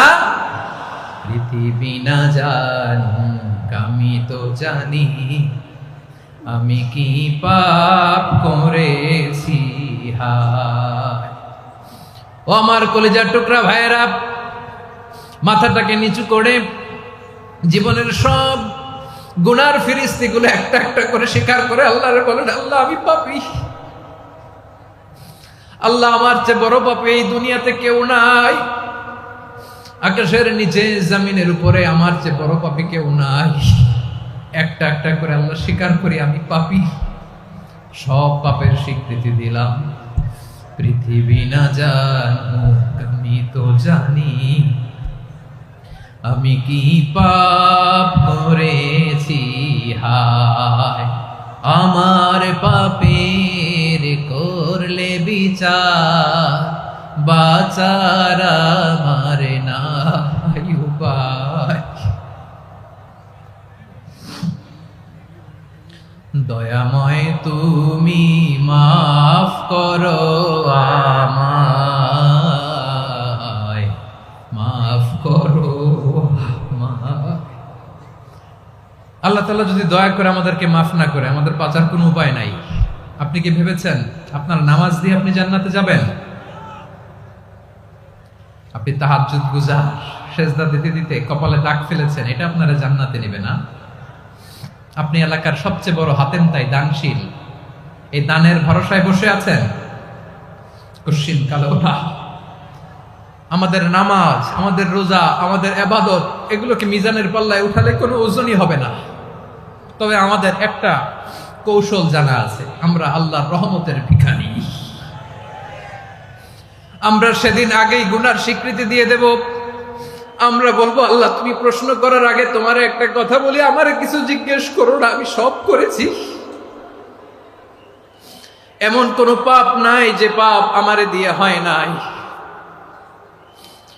তোমার রহমত দিয়ে তুমি জান্নাতে পাঠাবা, তোমার দয়ায় জান্নাতে যেতে চাই, আমল দিয়ে না। পারবেন বলতে? কিয়ামতের দিন আমরা বলবো, আল্লাহ আমার আমল দিয়ে জান্নাত চাই না, আমি তোমার দয়া দিয়ে জান্নাত চাই। তোমার দয়া ছাড়া আমার কোনো উপায় নাই। কারণ আল্লাহ যদি বিচার করে, বাঁচার কারো উপায় নাই। আল্লাহ যদি বলে ফেলেন তুই এটা করলি কেন, ওখানে গেলি কেন, কোরআনে 1000 বার নিষেধ করলাম তারপরেও এই পাপে জড়ালি কেন, এরকম প্রশ্ন ছুড়ে দিলে আমার উত্তর আছে? বাঁচার কোনো উপায় আছে? রোজ হাসরে হে আল্লাহ আমার করোনা বিচার, আল্লাহ করোনা বিচার। বিচার চাহিনা তব দয়া চাহি এ গুনাহগার করুণা বিচার। আপনার আমল দিয়ে জান্নাতে যাবেন? কি দিয়ে যাবেন? আল্লাহর দয়া দিয়ে। আল্লাহর রহম আর দয়া ছাড়া কেউ জান্নাতের চেহারাও দেখতে পাবে না। আমার প্রিয় ভাইরা, এই দোয়া আল্লাহর কাছে পছন্দনীয় হওয়ার কারণ তিনটা। দোয়ার প্রথম অংশে আছে তাওহীদ, আল্লাহর একত্ববাদের ঘোষণা। এই দোয়ার দ্বিতীয় অংশ আছে তাসবিহ, আল্লাহর প্রশংসা সূচক বাণী। এই দোয়ার 3 নাম্বার অংশ পাপের স্বীকৃতি। তাহলে আমরা সবাই গুনাহগার। আমরা আল্লাহর কাছে পাপের স্বীকৃতি দিয়ে বলবো, ও আল্লাহ, ইন্নী কুনতু মিনাজ জালিমিন, আমরা জুলুম করেছি, পাপ করেছি, অন্যায় করেছি, আল্লাহ বুঝতে পারি নাই। শয়তানের ওয়াসওয়াসায় পড়ে, বন্ধুর পাল্লায় পড়ে, নফসের খায়েশ মিটাতে যে আল্লাহ করে ফেলেছি। তুমি গুনাহ না মাফ না করলে আমাদের গুনাহ মাফ করার দ্বিতীয় কেউ নাই। ঠিক কিনা বলেন? এভাবে অনুতপ্ত হয়ে যদি আল্লাহর কাছে দোয়া করেন, দেয়ালে পিঠ থেকে গেছে, কোনো রাস্তা নাই বের হওয়ার, ওই মুহূর্তেও আপনাকে বিপদ থেকে উদ্ধার করবে কে? বিশ্বনবী চরম বিপদে পড়লে 2টা দোয়া পড়তেন। প্রথম হলো এটা, লা ইলাহা ইল্লা আনতা সুবহানাকা ইন্নী কুনতু মিনাল জালিমিন। এই দোয়াটা আমরা বেশি বেশি পড়ব প্রিয় ভাইরা। রাজি আছেন? সবাই আওয়াজ করে পড়ুন ইনশাআল্লাহ। আমার প্রিয় ভাইয়েরা, বিপদে পড়লে বিশ্বনবী আরো একটা দোয়া পড়তেন, লা ইলাহা ইল্লাল্লাহুল আযীমুল হালিম, লা ইলাহা ইল্লাল্লাহু রাব্বুল আরশিল আযীম, লা ইলাহা ইল্লাল্লাহু রাব্বুস সামাওয়াতি ওয়াল আরদি ওয়া রাব্বুল আরশিল কারীম। এই যে বললাম, রেকর্ড হয়ে গেছে। এখন তো আর ইনস্ট্যান্ট মুখস্থ না হলো, পরে মুখস্থ করে নেবেন। আল্লাহ ছাড়া কোনো উপাস্য নাই, তিনি সুমহান, মহা সহিষ্ণু। আল্লাহ ছাড়া কোনো উপাস্য নাই, তিনি সুমহান, আরশের অধিপতি। আল্লাহ ছাড়া কোনো উপাস্য নাই, তিনি আকাশের মালিক, জমিনের মালিক, তিনি সুবিশাল, আরশের অধিপতি। সুবহানাল্লাহ পড়েন। এই দোয়াটা কেউ যদি পড়ে যদি এর ওসিলা করে দোয়া করে, তাকে বিপদ থেকে মুক্তি দেয় কে? মনে থাকবে আপনাদের? তাহলে বিপদের প্রথম ধাক্কায় কি যেন পড়তে হয়? ইন্না লিল্লাহ। তারপরে কি বলে আল্লাহর কাছে নিজেকে সঁপে দিতে হয়? দেয়ালে পিঠ থেকে গেলে লা ইলাহা ইল্লা আনতা সুবহানাকা ইন্নী কুনতু মিনাজ জালিমিন।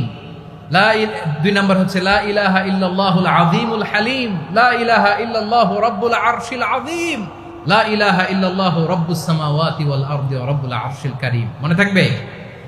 ইনশাআল্লাহ বলেন সবাই, আওয়াজ করে সবাই ইনশাআল্লাহ। অনেক সময় এমন হয়, হঠাৎ বিপদের সম্মুখীন হই আমরা, রেডি হয়ে বের হইছে অফিসে, হঠাৎ অ্যাক্সিডেন্টে পড়ে যাই, হঠাৎ পেটের ব্যথায় অজ্ঞান। এরকম হয় না? আপনাদের হয় না? বিষ্ণু ইসলাম বলেন, আকস্মিক দুর্ঘটনার বিপদ থেকে যদি কেউ বাঁচতে চায়, সকাল সন্ধ্যা যেন প্রত্যেকে এই দোয়াটা পড়ে। সকালে যদি 3 বার পড়ে, সন্ধ্যা পর্যন্ত হঠাৎ বিপদ থেকে সে রক্ষা পাবে।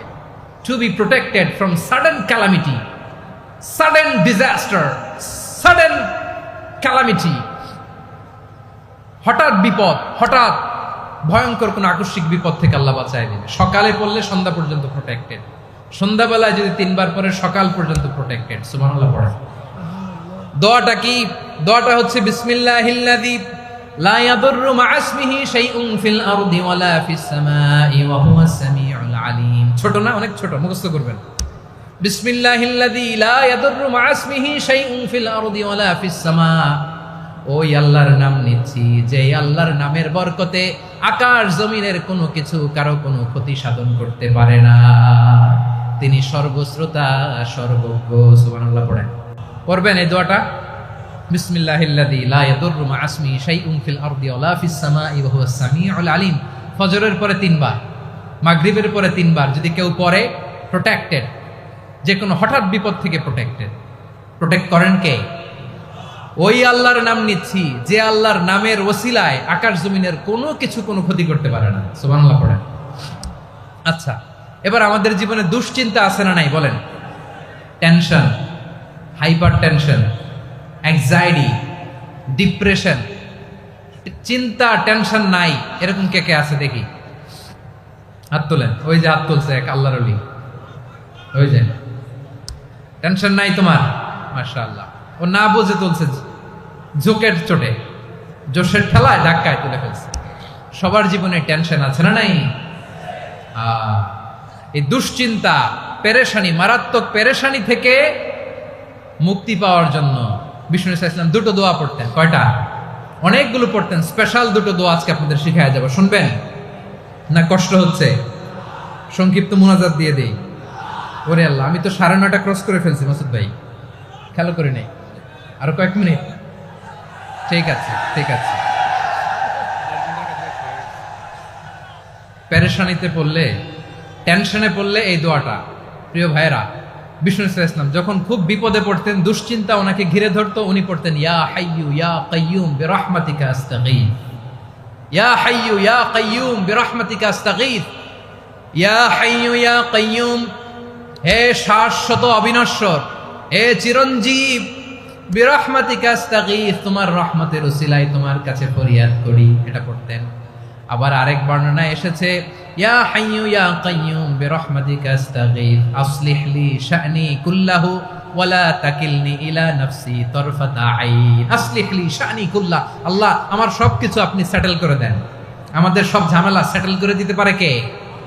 আমরা তো সেটেলমেন্টের জন্য এসপি সাহেবের কাছে যাই, ডিসি সাহেবের কাছে যাই, অমুক ভাইয়ের কাছে যাই, তমুক ভাইয়ের কাছে যাই। এই দোয়া পড়লে আরশের উপর থেকে আপনার ম্যাটার সেটেল করে দিবে কে? তাহলে পড়বেন ইয়া হাইয়ু, হে চিরঞ্জীব। হাইয়ু মানে চিরঞ্জীব, যিনি চিরকাল বেঁচে থাকবেন, মরবেন না। আল্লাহ মরবেন? তার কোনো লয় আছে? ক্ষয় আছে?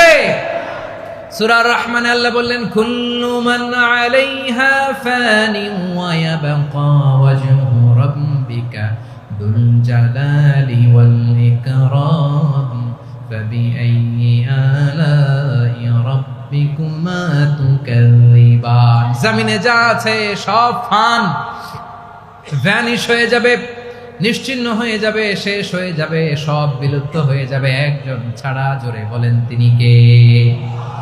ইয়া হাইয়ু। আমার সাথে আওয়াজ করে পড়েন ইয়া হাইয়ু ইয়া কাইয়ুম ইয়া হাইয়ু ইয়া কাইয়ুম বিরহমাতিকা আস্তাগীথ আসলিহ লি শা'নি কুল্লা ওয়ালা তাকিলনি ইলা নাফসি তারফাতা আইন। এভাবে দোয়া করলে আপনাকে বিপদ মুক্ত করবে কে? এই দোয়াটা কেন পছন্দ আল্লাহর কাছে? কারণ এখানে আল্লাহর দুইটা সুন্দর নাম আছে, গুণবাচক নাম, আল হাই, আল কাইয়ুম। এই দুটো নাম আছে এখানে। আবার এই দুইটা আয়াতুল কুরসির অংশ। আয়াতুল কুরসির শুরুতে এটা আছে না নাই? হ্যাঁ, আছে না নাই? 3 নাম্বার কারণ, এটা ইসমে আজম। কোন দোয়াটা ইসমে আজম? যে দোয়া ওসিলায় দোয়া করলে আল্লাহ দোয়া ফেরায় না। অনেকগুলো মত আছে, সবচেয়ে ভ্যালিড মত হচ্ছে এটা, ইয়া হাইয়ু ইয়া কাইয়ুম। এর ওসিলা দিয়ে দোয়া করলে দোয়া কবুল করে কে? 2 নম্বরে বিশ্বনবী মারাত্মক বিপদে পড়লে আরেকটা দোয়া পড়তেন, আল্লাহুম্মা ইন্নী আবদুক। আগে দোয়াটা পড়ি, শুনেন। আল্লাহুম্মা ইন্নী আবদুক ওয়া ইবনু আবদিক ওয়া ইবনু আমাতিক নাসিয়াতি বিয়াদিক মাদিন ফিয়া হুকমুক আদলুন ফিয়া কাদাউক আসআলুকা বিকুল্লি ইসমিন হুয়া লাক সাম্মাইতা বিহি নাফসাক আও আনসালতাহু ফি কিতাবিক আও আল্লামতাহু আহাদাম মিন খালকিক أو استأثرت به في علم الغيب عندك أن تجعل القرآن ربيع قلبي ونور صدري وجلاء حزني وذهاب همي। سبحان الله পড়েন। বিশ্বনবী বলতেন আল্লাহুম্মা ইন্নী আবদুক, ও আল্লাহ আমি আপনার গোলাম, ওয়া ইবনু আবদিক, গোলামের ঘরের গোলাম, ওয়া ইবনু আমাতিক, বাদীর ঘরের গোলাম। মানে আল্লাহ আমি আপনার গোলাম। আমার বাবা আব্দুল্লাহ ছিল আপনার গোলাম, আমার মা আমিনা ছিল আপনার বাদী। মানে আমরা গোলাম বংশের, সব গোলাম। নিজের এর চেয়ে আর ছোট করে আল্লাহর কাছে উপস্থাপন করা যায় আমার ভাইরা? কথা কি বুঝতেছেন? নিজেকে এর চাইতে ছোট, নগণ্য আর তুচ্ছ করে আল্লাহর সাথে প্রেজেন্ট করা যায়? বিশ্বনবী বললেন ও আল্লাহ আমি আপনার গোলাম, গোলামের ঘরের গোলাম, দাসীর ঘরের গোলাম। নাসিয়াতি বিয়াদিক, আমার মাথার চুলের ছুটি আপনার হাতের মুঠোয়। আপনি ডানে টান দিলে আমি ডানে যেতে বাধ্য, আপনি বাঁয়ে টান দিলে বাঁয়ে যেতে বাধ্য। সুবহানাল্লাহ বলেন। পিছনে 2-1 ভাই দাঁড়ালেন কেন? হ্যাঁ, বসুন। জায়গা চেঞ্জ করতেছে, সেই দুপুর থেকে বসে আছে, আমি জানি। মাশাআল্লাহ। কেউ 2-1 বেরিয়েছে, গ্যাপ পূরণ করতেছে। মাশাআল্লাহ। পড়েন সুবহানাল্লাহ, আলহামদুলিল্লাহ, লা ইলাহা ইল্লাল্লাহু মুহাম্মাদুর রাসূলুল্লাহ সাল্লাল্লাহু আলাইহি ওয়াসাল্লাম। বিশ্বনবী বললেন, আল্লাহ আমার মাথার চুলের ঝুঁটি আপনার হাতের মুঠোয়। আচ্ছা, এইভাবে কাকে ধরা হয়? যে খুব ছোট, ঠিক কি না? নিজেকে কত ছোট করলেন বিশ্বনবী। ও আল্লাহ, আমার মাথার চুলের ঝুঁটি আপনার হাতের মুঠোয়, আপনি ডানে টানলে আমি ডানে যাব, বায়ে টানলে বায়ে যাব। আল্লাহ, আসআলুকা বিকুল্লি ইসমিন হুয়া লাক নাসিয়াতি বিয়াদিক মাদিন ফিয়া হুকমুক। আপনার নির্দেশ আমার উপর কার্যকর হবেই হবে। আদলুন ফিয়া কাদাউক, আপনার ফয়সালা, যেই ফয়সালাই আপনি আমার জন্য করেন এটাই ইনসাফ। সুবহানাল্লাহ বলেন। আমরা আল্লাহর ফয়সালায় সন্তুষ্ট হতে চাই না। কত কমপ্লেইন, আল্লাহ তুমি এটা দিলা না, ওইটা পাইলাম না, ওইটা হইল না রে, এরকম অভিযোগ কমপ্লেইন আমাদের আছে না নাই? আর বিশ্বনবী বলতেন আদলুন ফিয়া কাদাউক, আল্লাহ আমার জন্য তোমার যেটা ফয়সালা এটাই সবচেয়ে শ্রেষ্ঠ ইনসাফ, এর চেয়ে ইনসাফ আর হতে পারে? এভাবে কায়মান বাক্যে আল্লাহর কাছে বিশ্বনবী দোয়া করতেন। এরপরে বিশ্বনবী বললেন, আল্লাহ তোমার যত নাম আছে সব নামের ওসিলায় দোয়া করি, যে নাম তুমি আমাদেরকে জানিয়েছো, যে নাম তুমি আমাদেরকে জানাও নাই, যে নাম তুমি কোরআনে নাজিল করেছো, যে নাম নাজিল করো নাই, যে নাম শুধু নবীদেরকে জানিয়েছো। আর আল্লাহর এমন কিছু চমৎকার চমৎকার সুন্দর সুন্দর নাম আছে, এই নামগুলো রব্বুল আলামিন কাউকে জানাবে না। সুবহানাল্লাহ বলেন। আমরা তো 99 নাম জানি, 100 নাম জানি আল্লাহ, কিন্তু আল্লাহর এমনও কিছু নাম আছে যেগুলো আল্লাহ বিশ্বনবীরও জানায় নেই। এগুলো আল্লাহ ইলমুল গায়বে রেখে দিয়েছেন। দোয়ার সময় বলবেন, আল্লাহ তোমার যেই নামগুলো জানি, যেগুলো জানি না, যেগুলো কোরআনে আছে, যেগুলো নাই, যেগুলো নবীরে খাস ভাবে জানাইছো ওগুলোর উসিলায়, যেগুলো কোনোদিন জানাবাও না, তোমার ওই নামের উসিলাও তোমার কাছে চাই। আল্লাহ কোরআনকে আমার হৃদয়ের বসন্ত বানাও, আমার বক্ষের জ্যোতি বানাও, আমার চিন্তা দুশ্চিন্তা তুমি দূর করে দাও। বিশ্বনবী বললেন, এই কালিমাগুলো, এই বাক্যগুলো পড়ে যদি কেউ আল্লাহর কাছে ফরিয়াদ করে, তার হৃদয় থেকে দুশ্চিন্তা কাটিয়ে দিবে কে? পড়বেন, এই দোয়াগুলো পড়বেন। আচ্ছা, সব শেষে বলি, ঋণের বোঝায় যারা জর্জরিত, বিষ্ণু ইসলাম চমৎকার একটা দোয়া শিখিয়েছেন। আমাদের অনেকে ঋণের বোঝায় জর্জরিত, আছে না নাই? এদিকে কেউ আছেন? থাকলে হাত তোলার দরকার নেই, থাকলে এই দোয়াটা পড়বেন। এক সাহাবীর নাম আবু উমামা, নামাজের ওয়াক্ত ছাড়া উনি মসজিদে যেয়ে বসে আছে। বিশ্বনবী বললেন, কি রে আবু উমামা, নামাজের তো ওয়াক্ত হয় নাই, মসজিদে কি? সাহাবী বলে, হুমুমুন লাজিমাতনি ওয়া দুয়ুন, নবী গো, ঋণের বোঝায় এমন টেনশনে আছি, ঘরে থাকতে পারলাম না, মসজিদে চলে আসছে। বিশ্বনবী বলেন, আমি কি তোমার এমন একটা দোয়া শিখাবো যেটা পড়লে আল্লাহ তাআলা তোমার ঋণের বোঝা হালকা করে দিবেন? আবু উমামা বললেন, ইয়া রাসূলুল্লাহ, অবশ্যই শিখাবেন। বিশ্বনবী বললেন, তাহলে তুমি পড়বা, আল্লাহুম্মা ইন্নী আউযু বিকা মিনাল হাম্মি ওয়াল হাযান ওয়া আউযু বিকা মিনাল জুবনি ওয়াল বুখল ওয়া আউযু বিকা মিন গালাবাতিদ দাইনি ওয়া কাহরির রিজাল। ও আল্লাহ, তোমার কাছ থেকে দুশ্চিন্তা থেকে পানাহ চাই, কৃপণতা, ভীরুতা, অলসতা, কার্পণ্যতা, এই সব কিছু থেকে, মানুষের কঠোরতা, আমার উপর মানুষের আধিপত্য এবং ঋণের বোঝা থেকে পানাহ চাই। এই দোয়াটা যখন বিশ্বনবী শিখাই দিলেন, আবু উমামা বারবার এই দোয়া পড়ে, আল্লাহুম্মা ইন্নী আউযু বিকা মিনাল হাম্মি ওয়াল হাযান ওয়া আউযু বিকা মিনাল আজজি ওয়াল কাসাল ওয়া আউযু বিকা মিনাল জুবনি ওয়াল বুখল ওয়া আউযু বিকা মিন গালাবাতিদ দাইনি ওয়া কাহরির রিজাল। আবু উমামা বলে, এই দোয়া আমি পড়তে লাগলাম আর পড়তে লাগলাম, কিছুদিন পরে দেখা গেল বিশ্বনবীর শেখানো এই দোয়ার বদৌলতে আল্লাহ তাআলা আমার সব ঋণ পরিশোধের ব্যবস্থা করে দিয়েছেন। পড়বেন, পড়বেন। আমার প্রিয় পটুয়াখালীর ভাইরা, বিশ্বনবীর জামাতা সাইয়্যিদিনা আলী রাদিয়াল্লাহু তাআলা আনহুর কাছে এক লোক এসে বলে, হে আলী, ঋণের বোঝায় আমি জর্জরিত, আমার কিছু অর্থ দিয়ে সাহায্য করো। সাইয়্যিদিনা আলী রাদিয়াল্লাহু তাআলা আনহু বললেন, আমি কি তোমার এমন একটা দোয়া শিখাবো যেটা বিশ্বনবী আমাদের শিখিয়েছেন? এই দোয়া যদি তুমি পড়ো, লাউ কানা আলাইকা মিসলু জাবালিন কাবীরিন দাইনান আব্দুল্লাহু আনকা, পাহাড় পরিমাণও যদি ঋণের বোঝা হয়, আল্লাহ এটা পরিশোধের ব্যবস্থা করে দিবেন। ছোট্ট একটা দোয়া বিশ্বনবী শিখালেন, বললেন, তুমি পড়বা, আল্লাহুম্মা কফিনি বিহালালিকা আন হারামিকা ওয়া আগনিনি বিফাদলিকা আম্মান সিওয়াক। মুখস্থ আছে? হ্যাঁ, আছে। আল্লাহুম্মা কফিনি বিহালালিকা আন হারামিক, আল্লাহ তোমার হালাল দিয়ে আমাকে পরিতুষ্ট করো, হারাম থেকে বাঁচিয়ে রাখো, আর তোমার অনুগ্রহে মানুষের মুখাপেক্ষী যেন আমি না হই, আমি যেন সবসময় তোমার মুখাপেক্ষী হয়, ওই তৌফিক দিও। সুবহানাল্লাহ পড়েন। এই দোয়া বেশি বেশি পড়লে ঋণের বোঝা হালকা করে দিবে কে? তাহলে প্রিয় ভাইয়েরা, বিপদে পড়লেই প্রথমে কি পড়বেন? পটুয়াখালী ভুইলা গেছে। বিপদে পড়লেই প্রথমে ইন্না লিল্লাহ কি বলে নিজেকে আল্লাহর কাছে সঁপে দিতে হয়? হাসবুনাল্লাহ। চরম বিপদে দেয়ালে পিঠ থেকে গেছে, তখন লা ইলাহা ইল্লা আনতা সুবহানাকা ইন্নী কুনতু মিনাজ জালিমিন।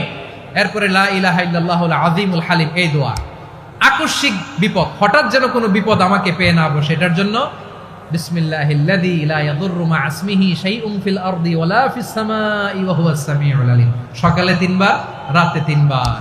আর মারাত্মক tension, hyper tension, anxiety, depression থেকে বাঁচার জন্য 2 দোয়া, ইয়া হাইয়্যু ইয়া কাইয়্যুম, ইয়া হাইয়্যু ইয়া কাইয়্যুম, মনে থাকবে? আর আল্লাহুম্মা ইন্নী আবদুক, এই দোয়া। ঋণ থেকে বাঁচার জন্য 2 দোয়া, আল্লাহুম্মা ইন্নী আউযু বিকা মিনাল হাম্মি ওয়াল হাযান, এটা। আর আল্লাহুম্মা কফিনি বিহালালিকা আন হারামিকা ওয়া আগনিনি বিফাদলিকা আম্মান সিওয়াক। আর সব সময় পড়ার জন্য একটা আমল দিয়ে যাই, উঠতে বসতে, অফিসে যাচ্ছেন, অফিস থেকে ফিরতেছেন, বসে আছেন, শুয়ে আছেন, ছোট্ট এক শব্দে আমরা যেন বেশি বেশি পড়ি আস্তাগফিরুল্লাহ। আওয়াজ করে আমার সাথে পড়ুন আস্তাগফিরুল্লাহ। আবার পড়ুন আস্তাগফিরুল্লাহ। আল্লাহ রাসূল সাল্লাল্লাহু আলাইহি ওয়াসাল্লাম বলেন, মান লাজিমাল ইস্তিগফার, যে সব সময় এরকম ইস্তিগফারের সাথে লেগে থাকে, জাআলাল্লাহু লাহু মিন কুল্লি দীকিন মাখরাজা, আল্লাহ তাআলা তাকে কোনো বিপদে আটকান না, সে জীবনে আটকাবে না। যে কোনো বিপদে আল্লাহ তার রাস্তা বের করে দিবে, way out, you will get a way out and solution. সুবহানাল্লাহ।